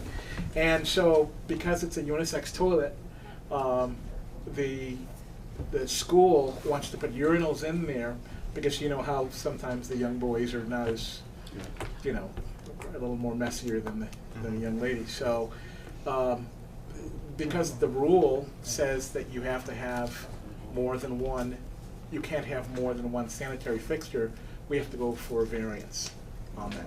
And we hope that they sort of understand. Put 2 urinals in. Basically gonna put 1 urinal and 1 toilet within 1 room. There's a privacy latch.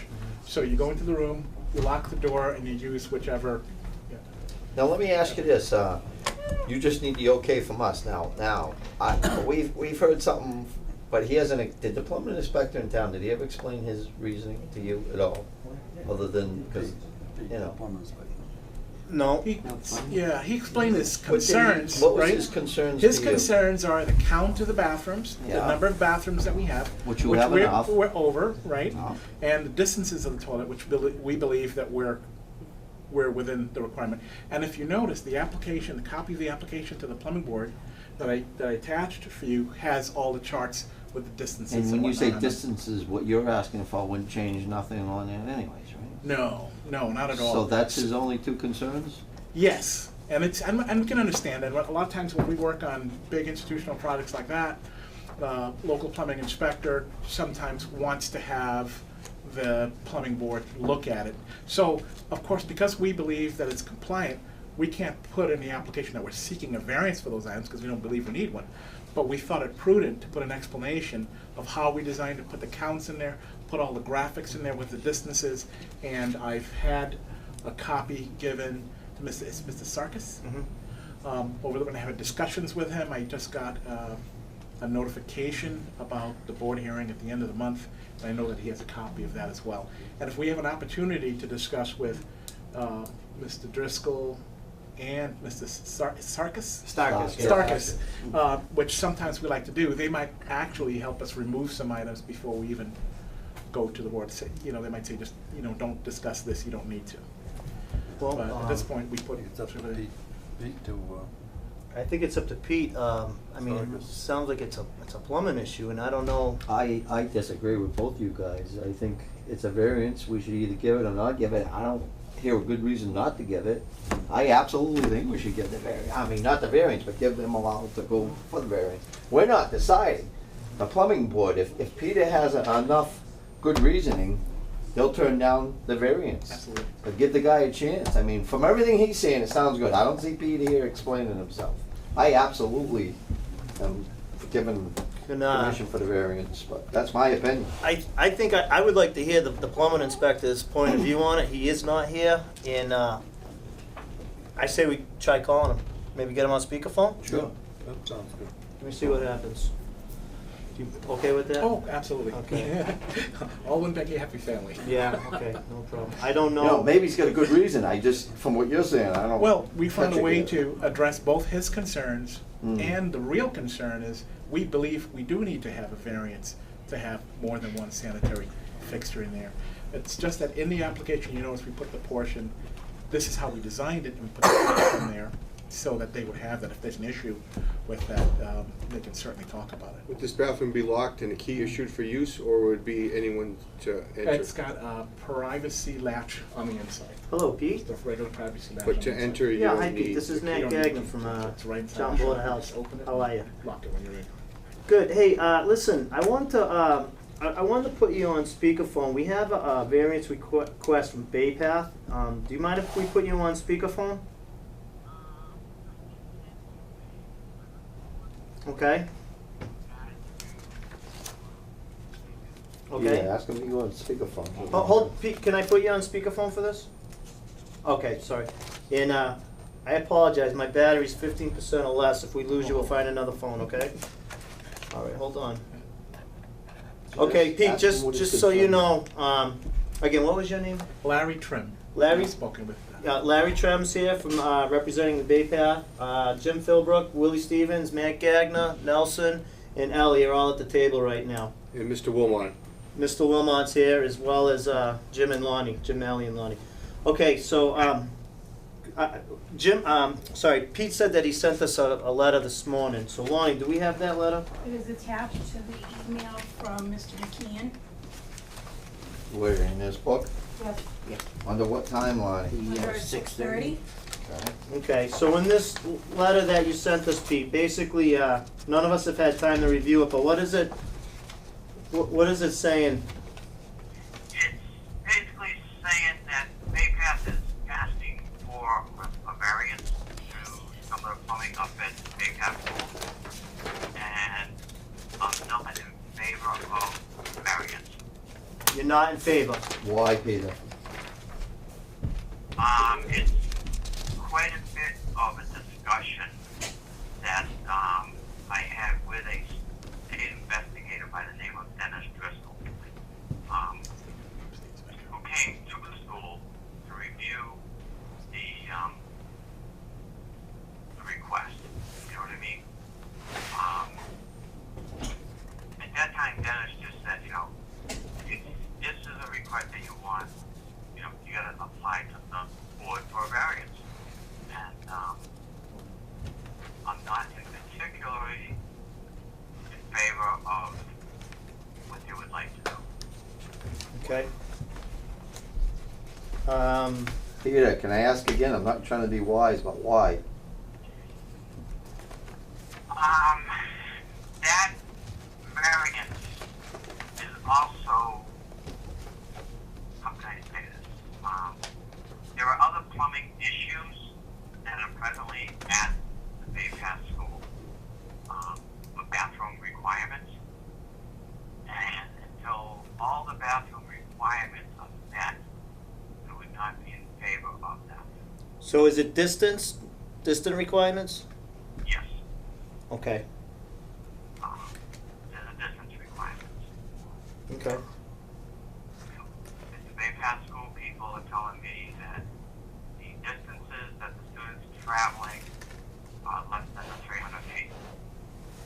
I have Now, Peter, these if, distances, and these distances are greater than 300 feet. Peter, if they get that variance, that changes that? Is that what you're saying? I would like that interpretation from the state plumbing board. That is why I would like the state plumbing board involved in this. I have had one investigator by the name of Dennis Driscoll out, and Dennis said to me, have them apply for a variance and explain what they want to do to the state plumbing board. As a local inspector, I do not have the authority to grant somebody a variance. Only the state board does. So this Driscoll is for them, at least applying for their variance that he's asking us for tonight, correct? Say that again? That Driscoll that you were talking about, he told you to allow them to go for the variance. Correct. He said ask them to go before the state board to request the variance. So wouldn't we wanna let them do that, Peter? Well, the state plumbing code states that you cannot put a urinal in a handicap unisex bathroom. Alright? Okay. They would like to put a urinal in a handicap bathroom. That is not allowed under the plumbing code. Can I ask this, Peter? If they're going for a variance, they can turn them down, right? It's not like we're giving them permission. We're just giving them permission for the variance. And then I would, The state plumbing board has the authority only to give them a variance. I do not have that authority. So I'm asking them to go before the state board and ask for their permission. isn't that what we're doing, State. Right, so Pete, Whoa. Jim, Peter, this is Jim Philbrook. Why is he before the Board of Health tonight? Do we have the authority to grant this? No, you have no authority to grant. so. And what's the purpose of this, Oh, good. them being here? You I can't s- believe that they are asking the local Board of Health, do you see a problem if this variance is granted? Personally, I don't, but I do the inspection of the school on the health side. I mean, when I go to the movies on the weekend, there's a handicap bathroom in there also with a toilet in any public building. Is there a difference for school than in assembly use? What you're doing is you're taking a public bathroom at a movie theater Mm-hmm. that is required to have handicap accessibility. Yep. What they're looking to do is to put a handicap accessible bathroom in the shops. Okay, and Wouldn't that lessen the travel that is the main concern of the over 300 feet? I'm just asking, Pete. I don't know. I need your opinion. what it is no student should have to travel more than 300 feet to a toilet. Right? Mm-hmm. These bathrooms, I believe, in a corridor greater than 300 feet. You are allowed to put a bathroom in the shops. They have to be a his and her bathroom. So no unisex allowed? A unisex handicap bathroom. They are asking for a unisex handicap bathroom. Got it. Only the state plumbing board can give them that variance. I cannot do it. Neither can this board. No. Correct. That's why I asked him about a key, because then it would only have access to the key holder. But So Peter, if you're saying you don't want us to say we're for the variance, that's because you're hoping they end up with two AAB bathrooms? Is that what you're shooting for? I see. If there was two handicap bathrooms in those shop areas, a his and hers, that is the way the code is supposed to be interpreted.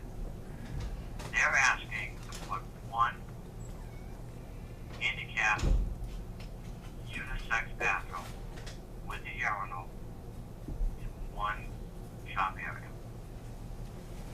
Peter, how many kids do they have in them shops usually on the average?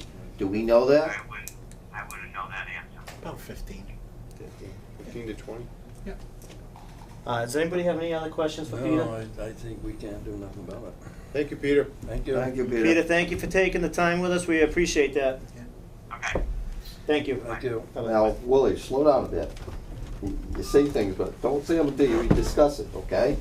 He's saying there's 15 kids in that shop. Now, is it prudent for us to say we're against it? You need two handicap bathrooms. Do you really need two with 15 kids? With 15 kids, if you have one room, and it's just a case of locking and unlocking the door, is that reasonable? Is that a good thing? I'm not sure. We're talking We're here. just saying that, he's just saying we don't have any call on this. Yes, we No, do. we don't. You're confusing this, Willie. Can I make a It's- clarifying yeah. comment? The count for the bathrooms for the students is separate men's and women's. These are most of these toilets have been in the shops already. They're not part of our count. They're not part of the distance. They don't need to be. We meet it. The chart shows that, and the if you flipped it out, I'll show you how it reads. Tell me when. Sure. This page. So this chart here, and I don't know if you have it on screen electronically. It's a lot easier to read.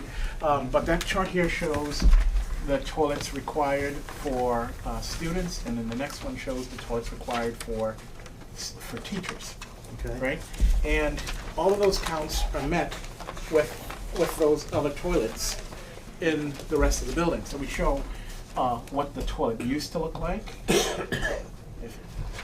It's Existing. blocked off already, so the existing is above here. Okay. The new is down here, how we modified it. I In get some it. cases, we removed fixtures, in some cases, we made the room If- bigger. But I guess the point is, the toilet rooms in the shops are above and beyond the required count. All the ones that are part of the count are within the 300-foot distances. The following pages show, one is for The distances for the students, for all the floors, is a three-dimensional one, because you can go upstairs and everything like that. Shall we show that? The distances are written over here, and this is the other one, and I think this one is for the teachers. It'll say staff, or it'll say students. And the bathrooms are all color-coded to match up with it. Now, I understand his perception of it. His perception is from walking around the building. Mine is from having a three-dimensional model of the building and doing all the counts, all the calculations.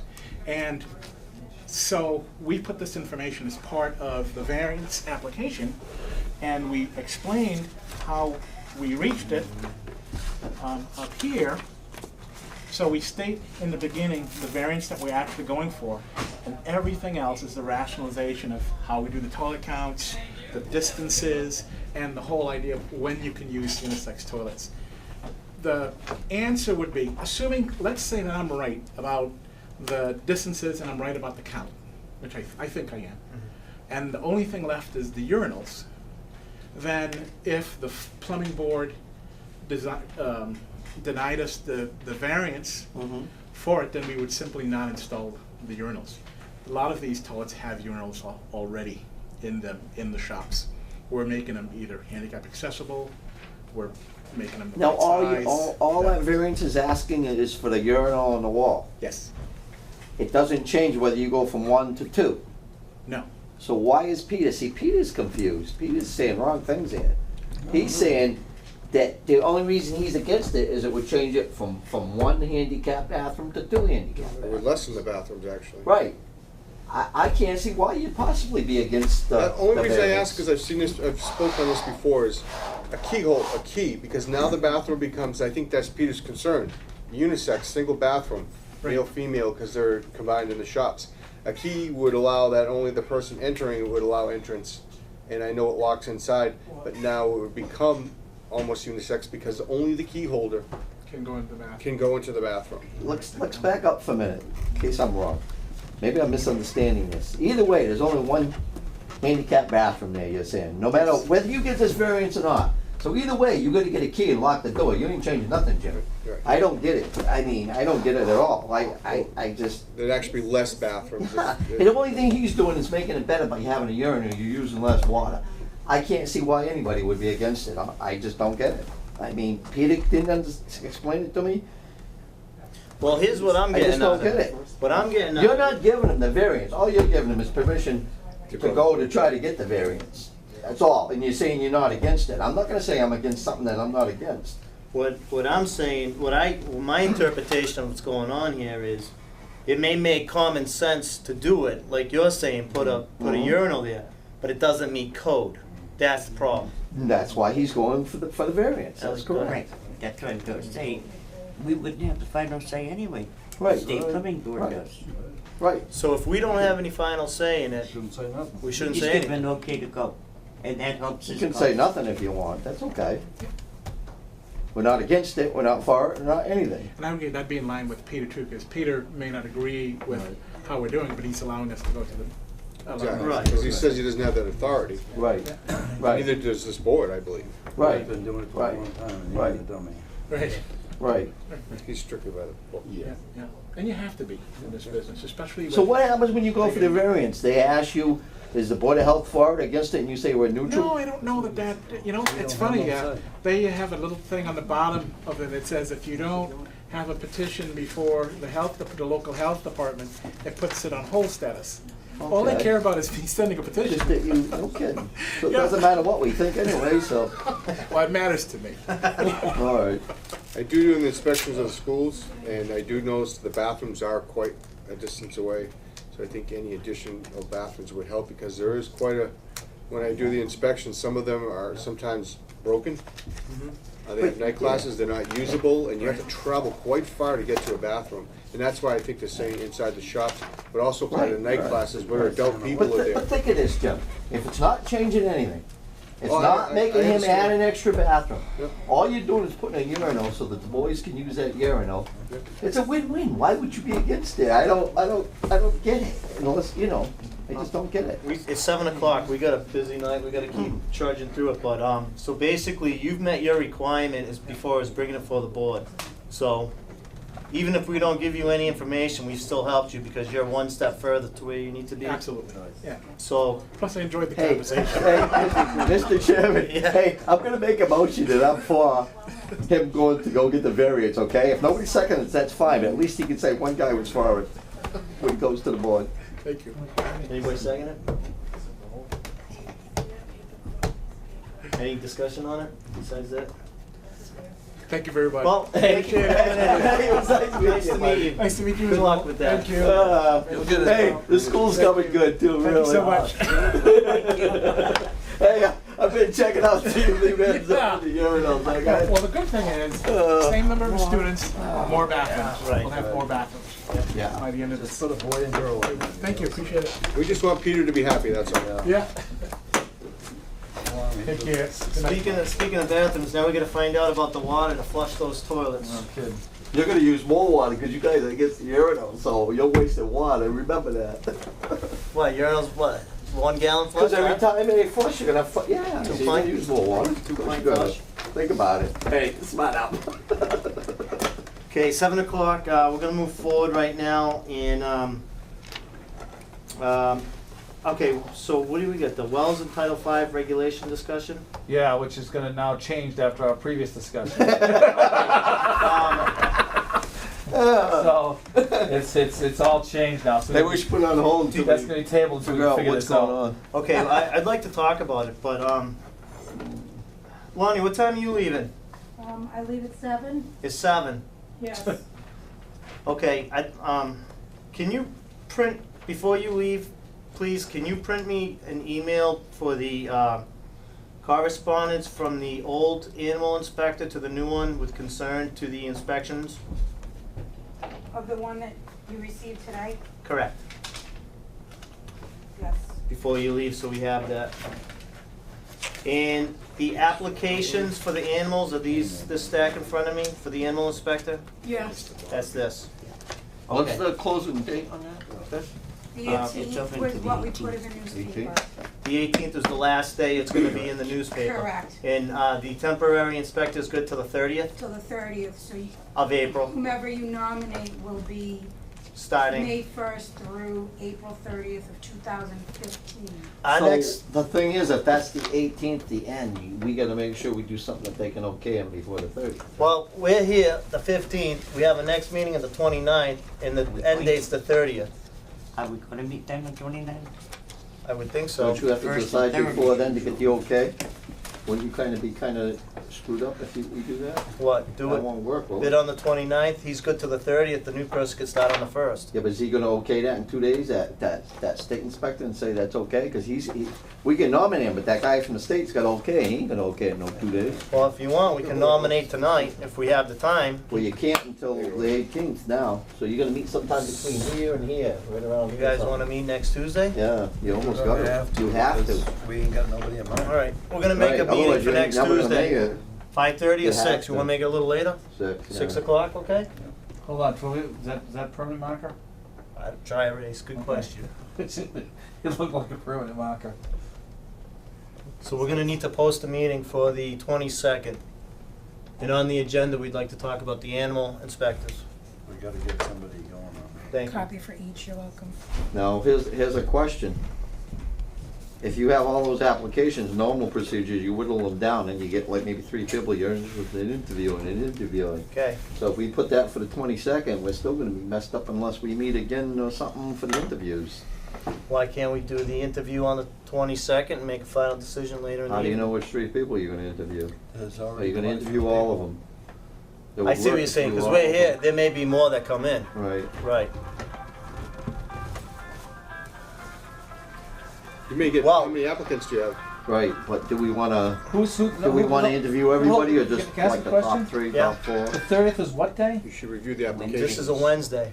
And then That's what I'm eliminate saying. some people. What's- What else? I know That's it's a the Wednesday. last day for the 'Cause we're gonna run out of temporary time. inspector. Now, who said that, Mike Cahill? That's what the paperwork shows for Mike, for Can't you Rangable. can't you ask Mike Cahill to extend another 2 weeks, to May 15th, Yeah, we could request That an would be, if extension. you That'd could be do easy that, thing to that'd be do. perfect. right? Yep, Rather than try and jumble around. that'd be perfect. All right, Ally, can you somehow get a request out to Mike Cahill to put an extension Yep. A 2-week extension if you would. So then how are we gonna meet now? I don't care. I still say we meet on the Yeah, 22nd. cause then whittle it down to 3. Right, And then decide a time when we do the interviews. right. So Okay. we'll, So we gonna have everybody come in, or are we just gonna talk to them? We may just end up with 3. Can we talk We to can everybody? whittle it down by looking at those applications. it looks like there's 8 applications attached right now. Yeah. Do we want all of them to come in to talk to them? I don't. I wanna whittle it Or do down. we just look Yeah, through 'em? we'll look through them, we'll And come then down to decide who we 3. wanna interview. Maybe 3, maybe 5. If they all 5 look real good, Right. 4. Okay. Okay, now let's, and thank you for taking that time to do that. Let's go back, Jim, you wanna talk about the water Right. regulations?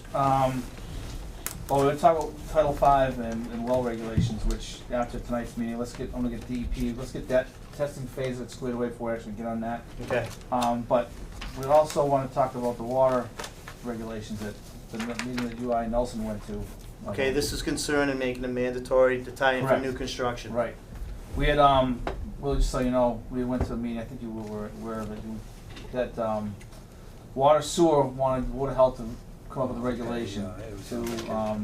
make it mandatory for all new construction, that if water line passed their property, that they would make it mandatory for them to tie in. That means every house or just developments? Just, every new construction. Every new construction? Nothing to do with existing houses, nothing to do with so Okay. if it goes by, then we're not forcing existing homeowners to tie in. That's This is all right. only for new Jim, construction. did you talk to Things Changed? There's been a lot of Oh, yeah, no, yeah, I'm trying to give a synopsis of what we talked about that night. Okay. So, Yep. that was our understanding the night of the meeting. Can I That- back this up? sure. Sorry to interrupt you, but the problem we're having right now is Southbridge is giving us 100,000 gallons of water and we're not using enough.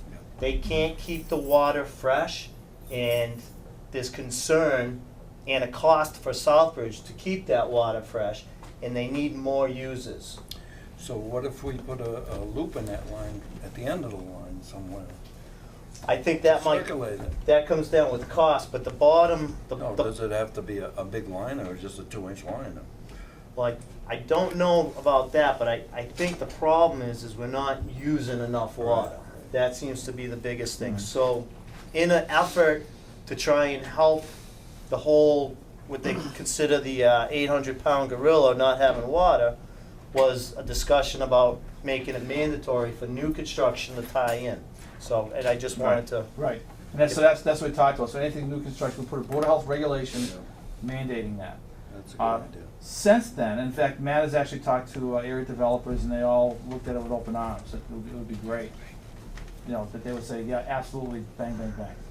So, what has happened since then is Matt was called down to a meeting, I think the last meeting we had, go down to a meeting, right? Oh, a roundtable meeting. So, no, the selectmen's meeting about they actually put in the regulation. The selectmen want to make it a bylaw, and I said, well, I want to wait till Matt comes back in. Matt came in tonight and said that there's a bylaw language on the table. And I guess I had some discussion about it today, didn't I? Right, a little Did bit. they decide anything? Does anybody know? But,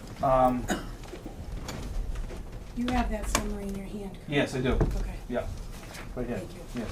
Where is that someone from? Summary, well, this is an article, Matt came in tonight and then basically said that, the selectmen are actually working on an article for mandatory tie-in. For bylaw. For bylaw.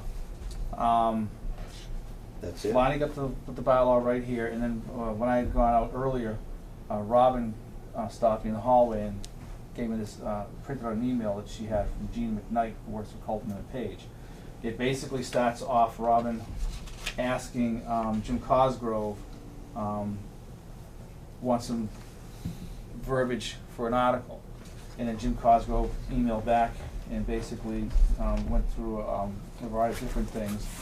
And then, Rob Lemansky's, got involved as far as, he wanted to say the best opinion he thought was a regulation versus a bylaw. The Board of Health could, basically similar to Title V, the Board of Health, like we talked about, the Board of Health can make a regulation, making it mandatory to tie in. So that kind of put, a debate on the table, if you will, with the selectmen and water and sewer. Just to make note, I believe there was a email in there from Dave Singer, Selectman, and his best interest was the Board of Health should make it a regulation, not go with a bylaw. This one here was Rob Lemansky to a whole bunch of people, Jim Cosgrove, I don't see anything on this email from Dave Singer. But the very last one was from Robin to a Jean McKnight of Colpin and Page, and she says, she emailed back to Robin, actually last night. Robin, I do think a bylaw is best. The sewer statute expressly prefers the power of the Board of Health in order to order sewer connections, and that has been interpreted in the West Boylston case. We handle to mean a Board of Health regulation requiring everyone on the sewer main to connect is valid. There's no such statute referring to Board of Health power to order connections unless a well fails. I can work in the bylaw tomorrow. So basically what she's saying is, there's a statute, the sewer you can make them tie in, but there's not a statute for water. Mhm. So she put down the article, this is what the article is written. To see if the town will vote to amend the general bylaws by adding to chapter 22, water use bylaw, a new section 6, mandatory water connections, which is this right here, as follows. This is the new bylaw. If a lot of land abuts a public, in fact, I'm sorry, I got, Monty made a whole bunch of them for you guys, so pass them on down. Thank you. Yeah.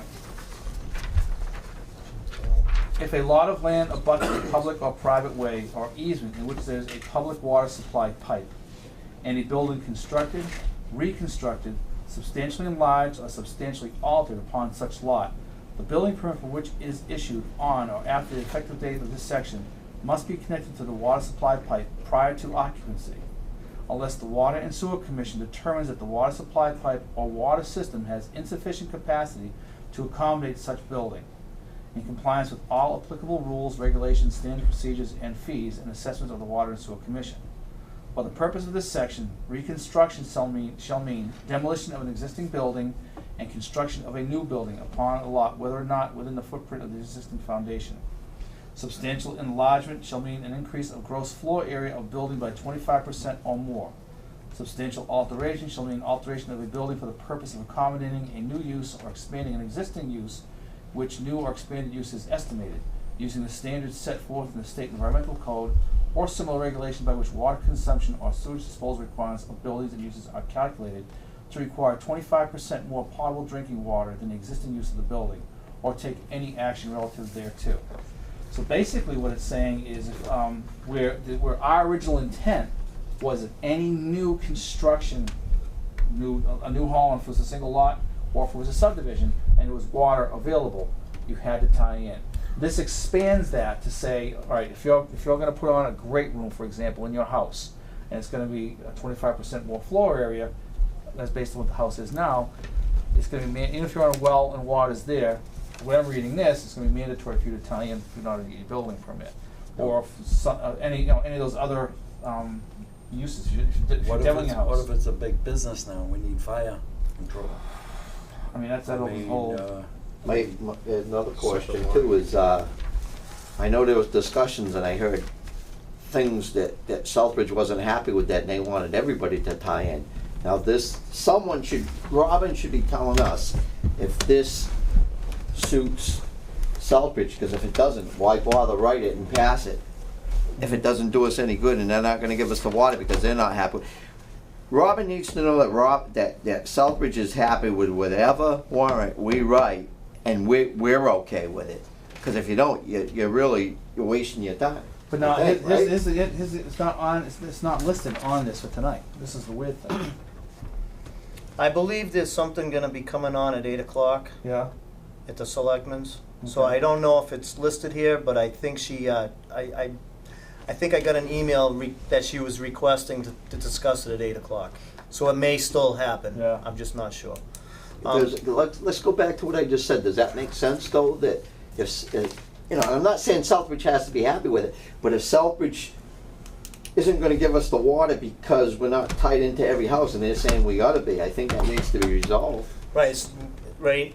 The question is, are we making laws just to make laws, or will we be making this law for good purpose? And if Southbridge And does it doesn't serve a accept it- purpose that Southbridge is going to accept it? That's right. It's all tied together as a bundle package. I see what you're But saying. how many times Southbridge refused us and then said okay? And then I come guess back what I'm and- saying is instead of putting the cart before the horse, let's figure out what Southbridge is looking for then we decide what we wanna do, if they want it from us, or they should just put it in the bylaw, but the bylaw wants to be worded right, because if it's not, there's no Talking sense of. bylaw or yeah. regulation? Well, we've got two things going on. Right here, they're trying to draft an article for the bylaw.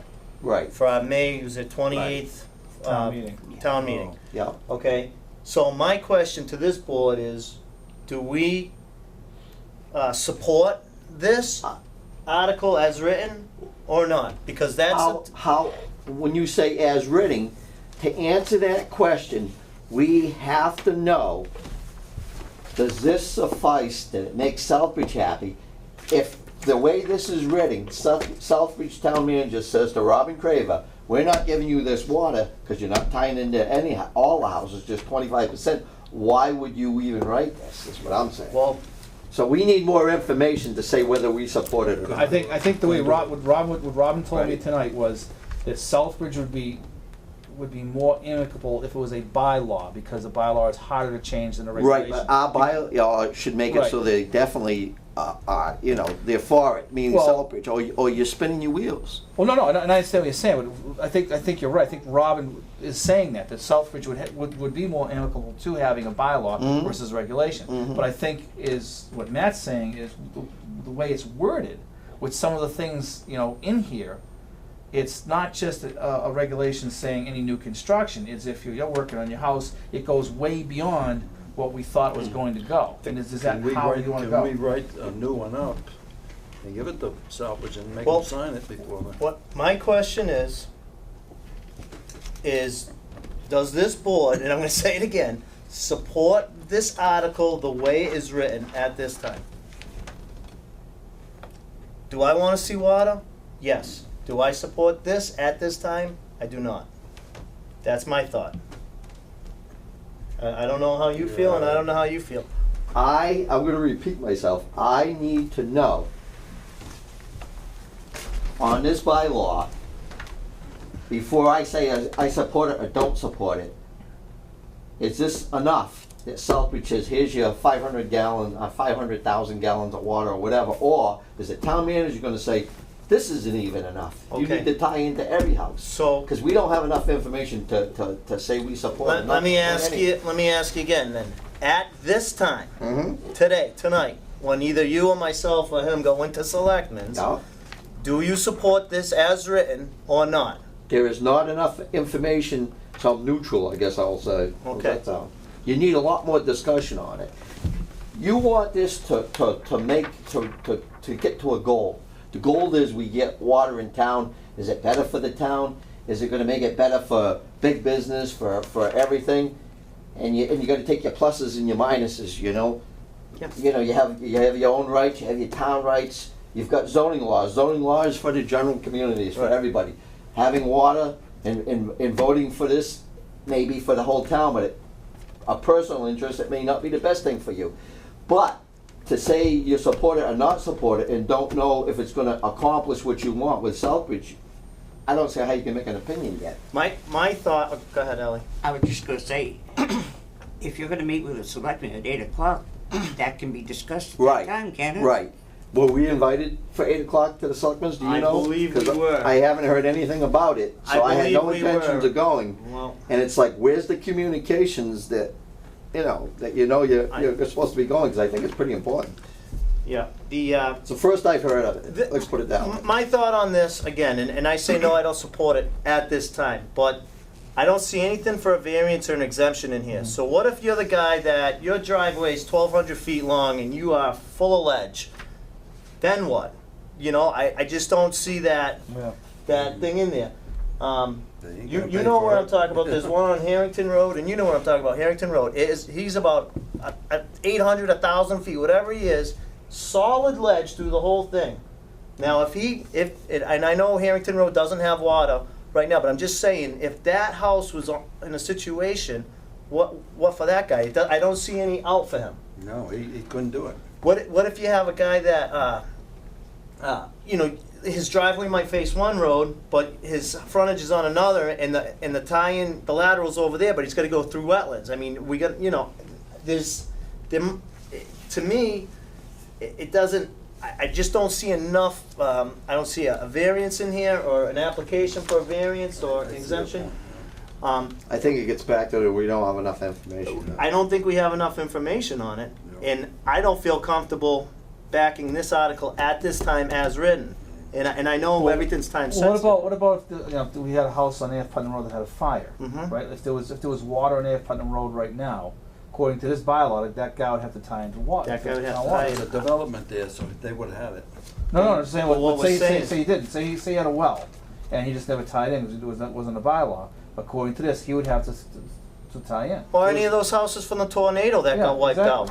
You have a storm loss, Yeah. now you gotta rebuild, and now you mandate to tie in. Now, we was talking about new construction, Right. which, for all means, it would be new construction. If a tornado wipes your house out, it's new construction. But, Well, is because- that the intent of this, and how does that tie into that individual? Well, as far as the building code goes, all right. Well, actually, as far as Title V goes, it would not be considered new construction. New construction does not include the total or partial demolition of a house. So if you don't increase the flow, so if you had a 3-bedroom house, let's say the one in East Putnam, whatever that is, 3 or 4 bedroom, that was destroyed by fire, they can go ahead and build a 3 or 4 bedroom house, whatever that is, without doing anything with their septic system, because they're not increasing flow. Same thing in a tornado issue, so it's not considered new construction under Title V. It might be for building as far as, it's, but as far as.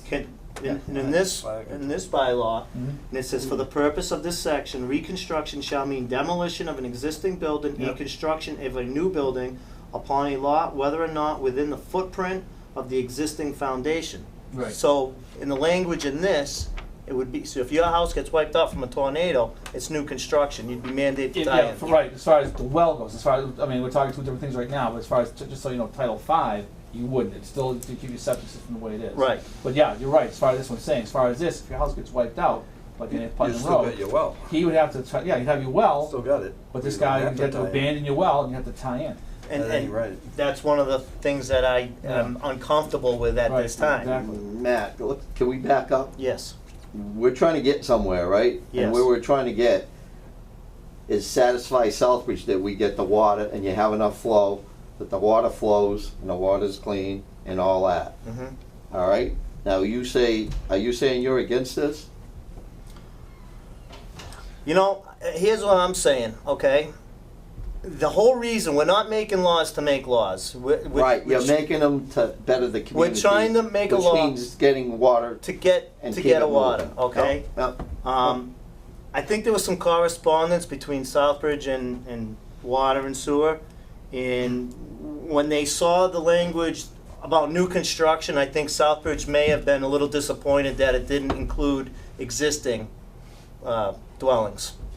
So by doing this, it almost seemed in the email that I saw that Southbridge was disappointed that we were doing this. Were they disappointed, or was it a fact of whether they would give us the water? There is a big difference. Disappointment's one thing. I Giving us the want water to is clarify another. something, okay, just for this board, and I'm not positive on this because that's a water sewer. We have water, okay, right now the town of Southbridge has allocated us 100,000 gallons of water per day. Currently, we're using about 15,000 gallons. The whole thing we're trying to do right now is we're trying to get an increase of up to about 500,000 gallons. And in doing that, ExxonMobil is willing to pay for the infrastructure to go down Muggett Hill, to go past the Bay Path School, which is another topic, which to go down, connect Heritage and Middle School, bang a left up Morton Station Road, hit Old Worcester Road both sides, and down the connect down on Route 20 by ADT. Now, for that, Mobil Oil is willing to shell out a bunch of money to get the streets paved, the infrastructure in, and to tie in those individuals that want to tie in. And I believe that's what the goal is. We have water right now, but the goal is to get us to Southbridge, to get us to accept up to that 500,000 gallons. Does anybody have the numbers that know what it would take to get to that? Does it take the existing houses? Does it take just the new houses? What would it take? The schools? What would it take to do that? What do we need? Well, Who there's a knows few that? things. I mean, I've heard, all it takes is one big customer on Route 20, and it's going to increase the consumption. But the circulation of it afterwards, you're gonna be on Route 20 and you're gonna make a circle. If the pipes went down and we were able to pick up the overlook of Masonic Home, I think that would be a huge factor in the usage. I think I heard a number of around 30,000 gallons there. I don't know. I just heard that number. But, I mean, at the end of the day, how many new construction projects are there really going to be in the next, say, 5 years going down Muggett Hill, Morton Station, and Old Worcester Road? Not many. Not many. So for us to, Deny it. I mean, I don't know. I just don't, I'm not comfortable with the language as this is written, you know? Well, here's the big thing, what we're discussing tonight, when that comes to a vote at a town meeting, all these questions are gonna be brought up. Someone better have the answers, because if they don't, chances are it's gonna get shot down. So, I think what we're doing tonight, what we're talking about is constructive, but I think other people need to get involved in our discussions. And all these questions we're asking, they need to be answered. Because they're gonna be asking them when they go to vote, I believe. I'm pretty sure the people I going would down, they're pretty hope smart. they when do. they're That down. you will, you can't. I mean, some of the questions I would have as a homeowner is, the line goes in front of my house, okay? I wanna build a new house, but what if my house is almost 1,000 feet off the road? Am I mandated to tie in? I mean, according to this, I am. 50 feet, not so bad. 1,000 feet, wow, that's a different story. Then we get into the whole process of betterment fees. You got, you have house lots, you got, 350 feet, now you gotta pay 2 betterment Can I fees? ask a question? Mm-hmm, If ExxonMobil's footing the bill for all of this, mm-hmm. why would there be betterment fees? I'm not sure, and I don't know what's happened on Northside Road, but I believe there may have been betterment fees, and I Yeah. don't know, There were? Yes, but I according believe. to Muriel, Because I thought they're that paying was a topic of conversation way back when, and And then, then there was different ones that was, and then they, other ones that had to. Yeah. Remember? yeah. that's all right. There's talk of, my son lives on the corner of Morton Station and Muggett Hill. Mhm. There's talk of him having double betterment fees. It's on a because- corner lot. Yeah. But why? You couldn't put 2 houses there. Right. And they may waive one of those, They better. right, and they should. So, listen, does anybody know, what is Robin asking from us tonight? We'd have to go there and say. Because I really don't know. And this is what I dislike, this last minute, nobody explains anything, and they want an opinion. I mean, I think that's bad practice. I mean, I'm not against anything, I may be 100% for this, but I need to understand it, and I don't wanna get it at the last minute. I want, and how many times does that happen, Jim, to us? We never get the information to the last minute, and then hurry. It's like, come on, this is really important, and we need to sell this to the people in town if we decide we're for it or against it. And then I could say to my neighbor, to my friend, to whoever I see at the coffee shop, to whoever I see at the center of town, yep, I want this, and this is why I want this. Because right now, I'm not sure myself, and if I'm not sure, how can I convince somebody else of it? I mean, again, I asked a question a couple of minutes ago, but concerning new construction, how many new construction houses do you relatively see going down that Right, path? so maybe you need to say everybody has to tie in, if that's what is the solution to get the amount of water flowing that you need Right. to get it in town. But we don't really know any of this yet. So, I believe Selectman is looking for an answer on this tonight, whether or not we support this or not. And I don't, We're not enough information with on not my enough part. information, I'm not supporting it tonight. No, I'm not for it, I'm not against it, I don't know. okay. Do you wanna head down there at 8 o'clock? I believe that would be, it's a half hour away. Do you think they'll put that- Please. I know the gentleman was just in here building a new home, he had, water issues. Expensive filtration systems. What is the cost for tie-in and the filtration system? Are they comparable, or are they just so far out of the system? I know they said he was very bad, he has to install an expensive filtration system. If he had the ability to tie in and they were same amount of money, I don't think that is a bad thing, Well, Matt, do you know if it's on the agenda for the selectmen tonight at 8 o'clock? Does anybody know? I got an email, and I had quite a few emails on this today, and so I don't know what the latest email was, to be Because they honest may with be you. having it already for all we know, right? I think somebody, hey, Jim, can you see if there's an agenda for the selectmen's meeting tonight? And also, if I'm gonna tie into water and pay for water, I would hope that water would be there for fire suppression, because if they did have water on Putnam Road there, that house would still be there, because one of the main causes was they ran out of water. The So- wind blowing and it ran out of You're water. right, so, you know, there's Right. no discussion of, because it's a separate line for fire suppression, and there's nothing in it that states that you may be used and shall, in some cases, be used for fire suppression. There's two separate lines, Jim, that's what they do? Yeah, you can't use a domestic water line for fire suppression, there's two separate lines, so. None of that's addressed in there either, but I know if I'm paying for water, I would like to have a hydrant out front. I put a lot of fire lines So, in, always. Thank you. That's just my Colleges and opinion, stuff, you and gotta- I do think that good separate water fire is lines essential, for but, every- but I think there's a lot more to that letter that should. Is there any other discussion on this for now? No. Nelson, would you like to discuss this further? If not, I'd like to move on to the next topic. I'm just trying to see what's on the agenda. That's like, Did you hear anything that they might be talking about that? It's on the agenda, 8 o'clock. 8 o'clock on the agenda, mandatory water hookup. And there was a email from Dave Singer saying it should be, his opinion was Board of Health regulation, not town by law. Unless I'm dreaming, which it's starting to blend in. Okay, any discussion on that right now, Nelson? listen, if we go to that, well, we would have to vote anything in there anyways, but we should keep the meeting open. Keep the Yeah, I was meeting gonna open. suggest, keep the meeting open and go down there, and, you have to come back here to adjourn. Okay.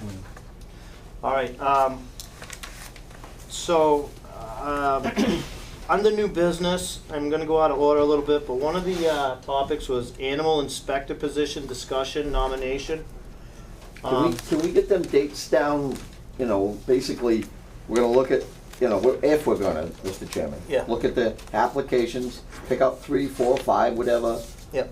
Say we pick like the 15th or whatever day there. They're gonna run in the newspaper to the 18th. So the 22nd, we will pick the people. We'll review That them. we wanna find, that we wanna get the interviews with. Yes. And then pick whatever day to actually interview. Maybe the And 29th make for sure the we get that interview. 2-week extension. And see if we everything. get the 2-week extension. If not, we can put a nomination request in on the 30th. Last time, Mr. Cahill gave us the nomination the same day, on the very next day. It was quick. It wasn't, Yeah. so, Yeah. I would just keep it in mind, you must ask the same question of each candidate, and it must be in an open meeting. Okay. And you have to keep any notes you take in this office as part of public record, okay. okay? Mr. Chairman, as you're talking about Mr. Cahill, what's the deal with him? I know we've requested several times for him to come to these meetings. What's the status on that right now? I have not talked with him since our last discussion. As you guys know, with this whole chickens and the trespassing and all that, the state sent us a letter. Last time we had a meeting, yeah, we got the letter. And right after they sent us a letter, they rescinded it. And when we had here last meeting, we had the rescind letter. We didn't know what the content of the original letter was. We got the letter, and basically Mr. Cahill directed yourself individually and as Board of Health, myself individually and as Board of Health, and Nelson individually and as Board of Health. He appointed the 3 of us as animal inspectors. He mandated that we have all the chicken inspections done by April 30th. There was some other language in there, fines, penalties, the whole thing, if we didn't do that. Immediately, next day, we received an email and a telephone conference rescinding that original letter. And so that has gone off the table. Okay? Getting back to my question, has he ever said when he's coming to the meeting to discuss this? No, that was To the resolve last this? correspondence I've had with him. At that time, we requested for him to have a teleconference with us or even to come personally, and he said he would get back to me. And I have not heard from him. We've requested that at least twice, right? Yes. Maybe you should. Tomorrow morning? Yeah, that's fine, why don't you What did she just say? request it for a third time in the, Okay, would that be a third request? I would think so. Ellie, how many formal requests in Could writing have we given? Could we Any? make it to them how important this is to us? Because I think this caused all the problems originally with the animal control officer and her resigning. I think this was the whole problem, Yeah, well, and I think really he needs to show up quickly, Okay. you know? well, let's Because request it. I don't want to see it happen again with another animal control officer. Now, okay, so going forward here, that's fine, and I agree with you, let's request it and see if he'll come up. And Or can we, or a teleconference. can someone express to him our concerns that we don't want it to happen again? Right. Because maybe he doesn't realize how important it is. Well, I think he realizes how important it is. I don't know. Okay, does anybody know who, okay, so I received an email today from the past animal inspector, and it came from the past animal inspector, and it went to Lonnie, okay? And it says, and then it was forwarded to me. A question I have, and I don't know if anybody knows Jim Malley or Lonnie, but who's on an email, Pete Pal 221? Do you know Pete Pal? Pete Pal 221 at Gmail. Can I see the email itself? It's not on this one. Okay. I think it's the new animal inspector. Okay, I believe. that would be Ryan Gabori. Yeah, I think it's who. Okay. I just saw it on there and I said, there's a new one, and I didn't understand why that was on there. Pete Pat 221 at Gmail. And I don't have a problem with it. I just didn't know who that individual was, and I didn't know if somebody could clarify Yeah, that. I think I was curious at the same time because I was copied on it, and I believe that's who I figured it was. All right. So anyways, we received an email today, and again, the ex-animal inspector, she's been receiving calls, and she forwarded a summary of the calls that she's received. She's also sent them to the state and emailed us. Now, can I ask this, Mr. Chairman? When Yes. she gets the calls, Mhm. is our new animal inspector, is he getting these same? He is, and Yes. let me just take the time to read this letter. It says, I am receiving a lot of calls through the PD, and I have passed them on to the new animal inspector, Ryan Gabori, via phone. But I want to be sure that they are taken care of, and it is my responsibility to pass them on I want to be sure they are taken care of, and my responsibility to pass them on is complete. Therefore, I will be sending them also in an email to the Board of Health and the state. So every call that she gets, she'll be emailing us as well as the state. And I don't mean to repeat myself, but this is important. The new animal control officer is getting the same email. Because it says she called them. A call is not like an email. Email, you see it, it's on paper, you know, you can read it. I do not know what his email is, and like Ellie said, it may be this one I just typed. Can I make a correction as far as the minutes go? It's not animal control, it's animal inspector. Animal inspector, duly noted. Always. Thank you. So animal inspection, what I'm saying is to give the new person, Right. you know, a good start. He should be getting these emails. Well, They're pretty important. I just wanted- Because, you know, you can talk on a phone, you might forget something, I- whatever. I just wanted to point out, okay, so since our new guy's been on here, I just want to take a minute because I believe this requires a response from this office because Mike Cahill's getting it and Ann wants to make sure she's doing it. And so there was one on 328. Mr. Chairman, Yes. why, when you say it's going to Cahill, why is that? Is there a reason behind that? I don't know why, and I don't know if that's been protocol or if, I don't know why. I don't know. I don't know if, I can't say why. Why is she going to the state anyway?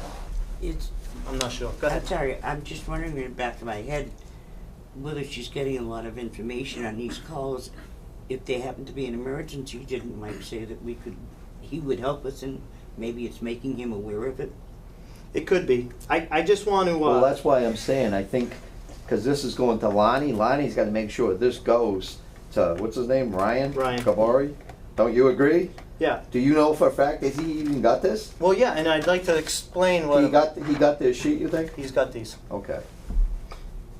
Via phone call. He doesn't have the sheet. He got them through the phone call. That's what I'm saying. If Did he got get this sheet was printed today. If you look at the date, it was April Okay. 14th, yesterday. So he doesn't have the sheet, but this is a backlog of what's happened since she's resigned and the new guys got in.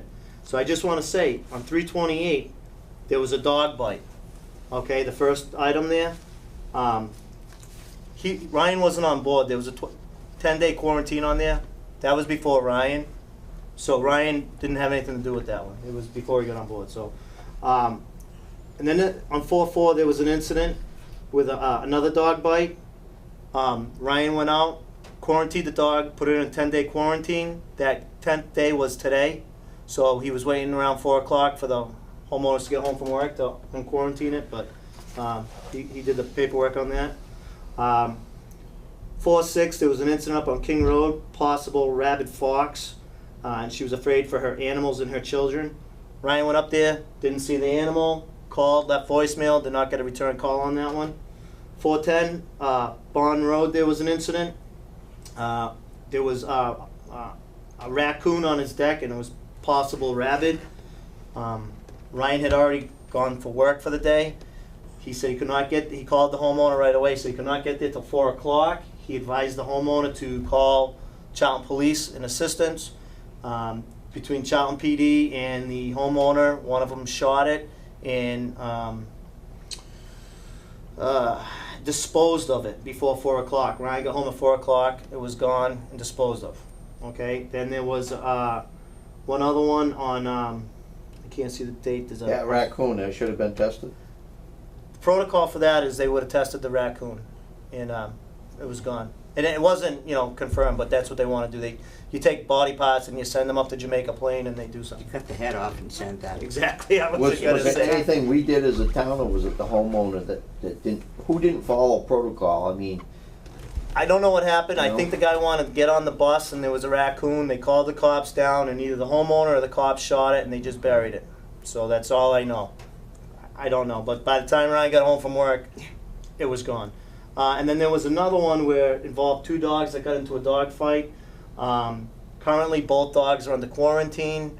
Paperwork's been sent. So I just want to kind of, this letter is making sure that Ryan's doing what he's supposed to do. And from what I'm seeing, he missed one. He didn't get there before 4 o'clock, but everything else, I think he's doing a good job. I just wanted to put that, and I think that we should respond to Mike Cahill, letting him know that everything has been addressed in accordance, Sounds just to good. clarify He's it. doing what he can do, and then if he ain't there, if you're out of town or on vacation, Yep. he goes to the police department, Yep. right? Yep. Or to the other town.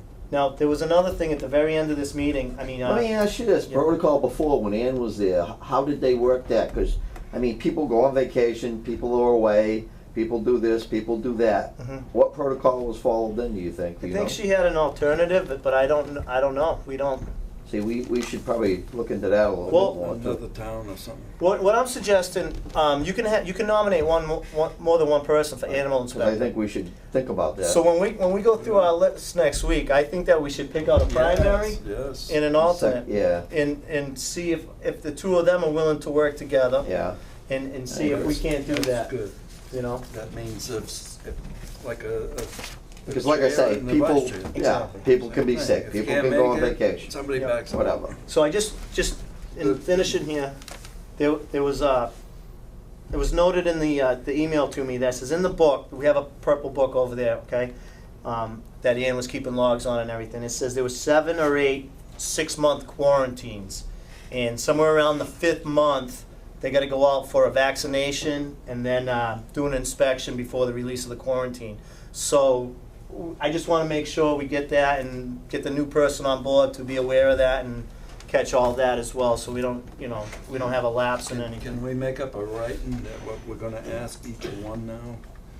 What they're qualified and what they can do and make sure they're gonna be around and all that stuff on this piece of paper, because we've gotta ask each one the same thing. Yeah, it's a good question. Maybe we can try and get a cheat sheet for us, so when the candidates come in and we can, That's the same question. Like Mr. because Philbrook it's a said. law. A suggestion possibly, and people do this all the time, we could get an animal inspector from another town to sit in with us when we interview.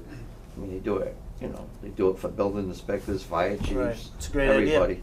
I thought we said that in the beginning, we were gonna have somebody back us up. Yeah. We didn't do that. All right. Again, we're running out of time here, so I'd like to go with Jim Philbrook. I think if you should send a letter from this board requesting that any information pertaining to pending cases under the animal inspector's authority be forwarded to the Board of Health so we can continue the continuity of inspections and care for these animals. It's a great idea. Jim, do you or anybody, Mr. Chairman, does Jim or you, Charlie, or anybody have any ideas? Because if we're gonna get a fourth person to sit in for the questions and ask the questions, we should thinking about somebody now, or getting a game plan and asking people or whatever, because you can't ask them at the last minute. We still had talks with regionalizing this whole thing with Dudley as well. I talked to the Dudley town manager, and we just, we kind of threw it out there, and she was on board and we were on board, because it's not, at the end of the day, it's not a lot of money, and there's, we're lucky that we have 8 people that are interested in doing it. We're really lucky. It's one of those thankless jobs, and People care, they wanna do this, and you Yeah. know they ain't gonna get much money, but Right. they care about this town. and if so, we could get someone as well. They did Dudley and Charlton. It might just make it better for the candidate, I guess. Well, Mr. Chairman, get back to my original question. Like Nancy's sister, I don't know what her name is, somebody like that, does anybody have anybody in mind that we could see if they would wanna sit in on the interviews? You could ask Father Peter Preble, the former animal Yeah, inspector there you of Dudley. go, maybe. To sit in if you wanted to.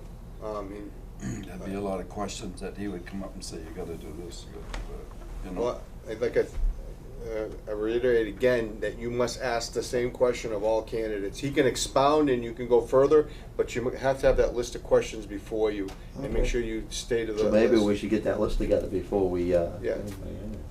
Well, we could do that when So we're do that doing the day. applications. Weed that down that day. Yeah. And if he could come in that day, that Next 20 Tuesday, the 15th. No, the the 22nd. 22nd, that would be really good.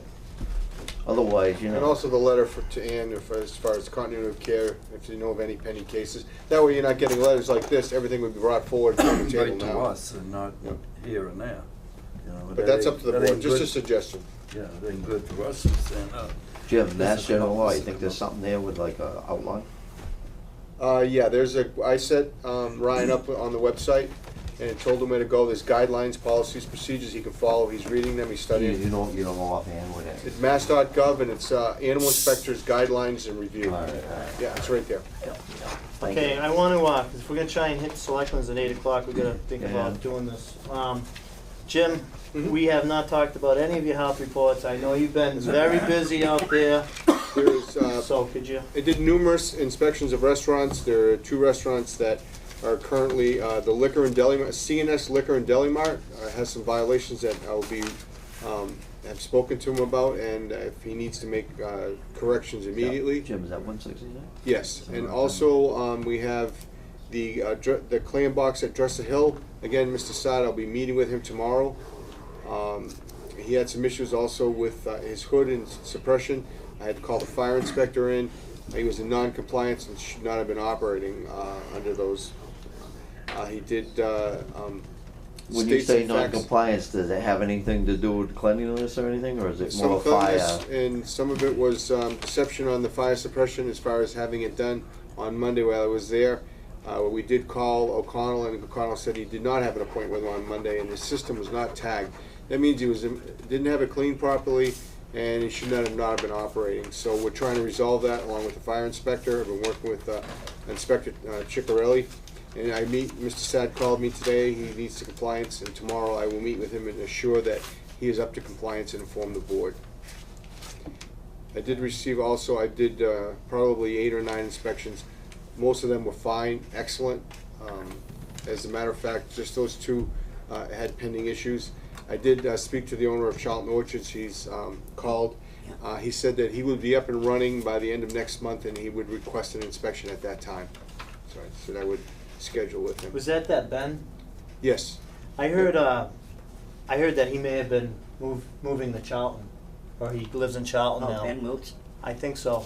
Charlton Orchards, that's up on Nugget Hill. You're talking to Fay It's Mountain Fay Mountain Farms. Farms, sorry, Fay Mountain I'm Farm. talking Charlton Orchards. Sorry. No, His it's name okay. is Ben, too. His name is They Ben, both- too, Oh, that's why. okay, all right, all right. Yeah, and I spoke to him, and I've always done the inspection. He said he needs to get things tied up from over the fall season, but he wanted to assure that he wanted me to get in there and do the inspection, so. Okay. I want to talk about an emergency beaver permit. Yes, 50 North Side Road. I didn't have the copy in front of me, we gave it to it, I think Lonnie has it on her desk. Okay. I went to North Side Road, as you can see, I showed the pictures to Willie. It was really getting high, jeopardizing their septic system and their backyard, it was coming into the home. We've had heavy rain, they've taken trees down, huge trees overnight. It was also flooding further down, which was causing some issues of her daughter's house. I've been there in the past, the beavers are back, they're back in force. Overnight, they've taken down very, very large trees, so she was in this evening. I did my due diligence of inspecting to make sure it did affect her lifestyle and her property, and it does. So she's hired Mr. Black, a trapper, a licensed trapper, who will be trapping the beavers and reporting That's back. what you would call it, you know. No. What's her husband's name? Oh, Bill Hooker. Yes, Hilker. yeah, very nice man. Actually, I had to assist her while I was there. Her with the wife was issue. in there tonight, and she showed me pictures. Yeah, I saw the pictures. Oh, yeah. But it was an Oh, emergency, right so there. we gave him a 10-day emergency permit. Okay. I believe there's a couple other issues. I will be also inspecting Unit 10 at Charlton Housing Authority tomorrow, Okay. at her request, at the tenant's request. Is that the one that canceled on you before? Yes. Okay. She's re-asked for an inspection. She's reconsidered her, her situation and stated that she would like an inspection. So we're going to have another issue. And like I said, I've not been in that unit before, so I don't know the current conditions. So, but Okay. they're all common. Okay. 20 is to 18, as 12 is to 10. The same buildings. Okay. Okay. Anything else? That's just a brief synopsis of inspections, but the restaurants, most of them I've been in 8 or 9 of the last few days, and we only had a problem with 2. The rest are very good. How were we doing down there on Route 20? Was it Juniper Hills or something? You did some inspections a while back. We're waiting, and I think Lonnie's had an issue with the green card, and I meant to ask her before she left, as far as getting the green card back from the landlord. I think it's past its time, and if it comes back, the sheriff will serve it to the landlord. He is aware that it's on its way. I had spoken to him on the issues, so whether he's trying to avoid it or not, but I will call him and ask him why. Green card. It's certified mail. Oh. The green ticket card that comes back means that he's in receipt of it and signed. And I'm not sure, maybe Ellie can check for me. Didn't know if it was illegal. You're right, I should have, it is the certified mail.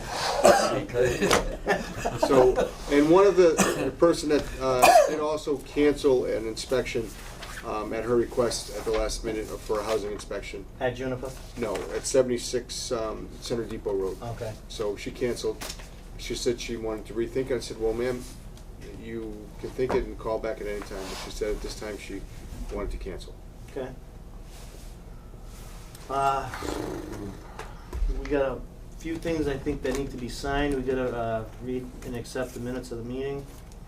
I have April 1 minutes here. I haven't had time to read it. It's 3 pages. What time is a? 8 o'clock. 8 o'clock? Maybe we should go down there. Start a little early. Maybe we still got time then. Why don't you go down there? Jim, we on 8 o'clock? I guess, yeah, it's, let me call you in the morning, all right? I'll see you. There's a bunch of papers. This Who? Yeah, look, they're in there, whole thing. You're pretty fancy in here today. All right, so we're gonna use this next week with the 8 applications. Yep. Warrants to be signed. Wow.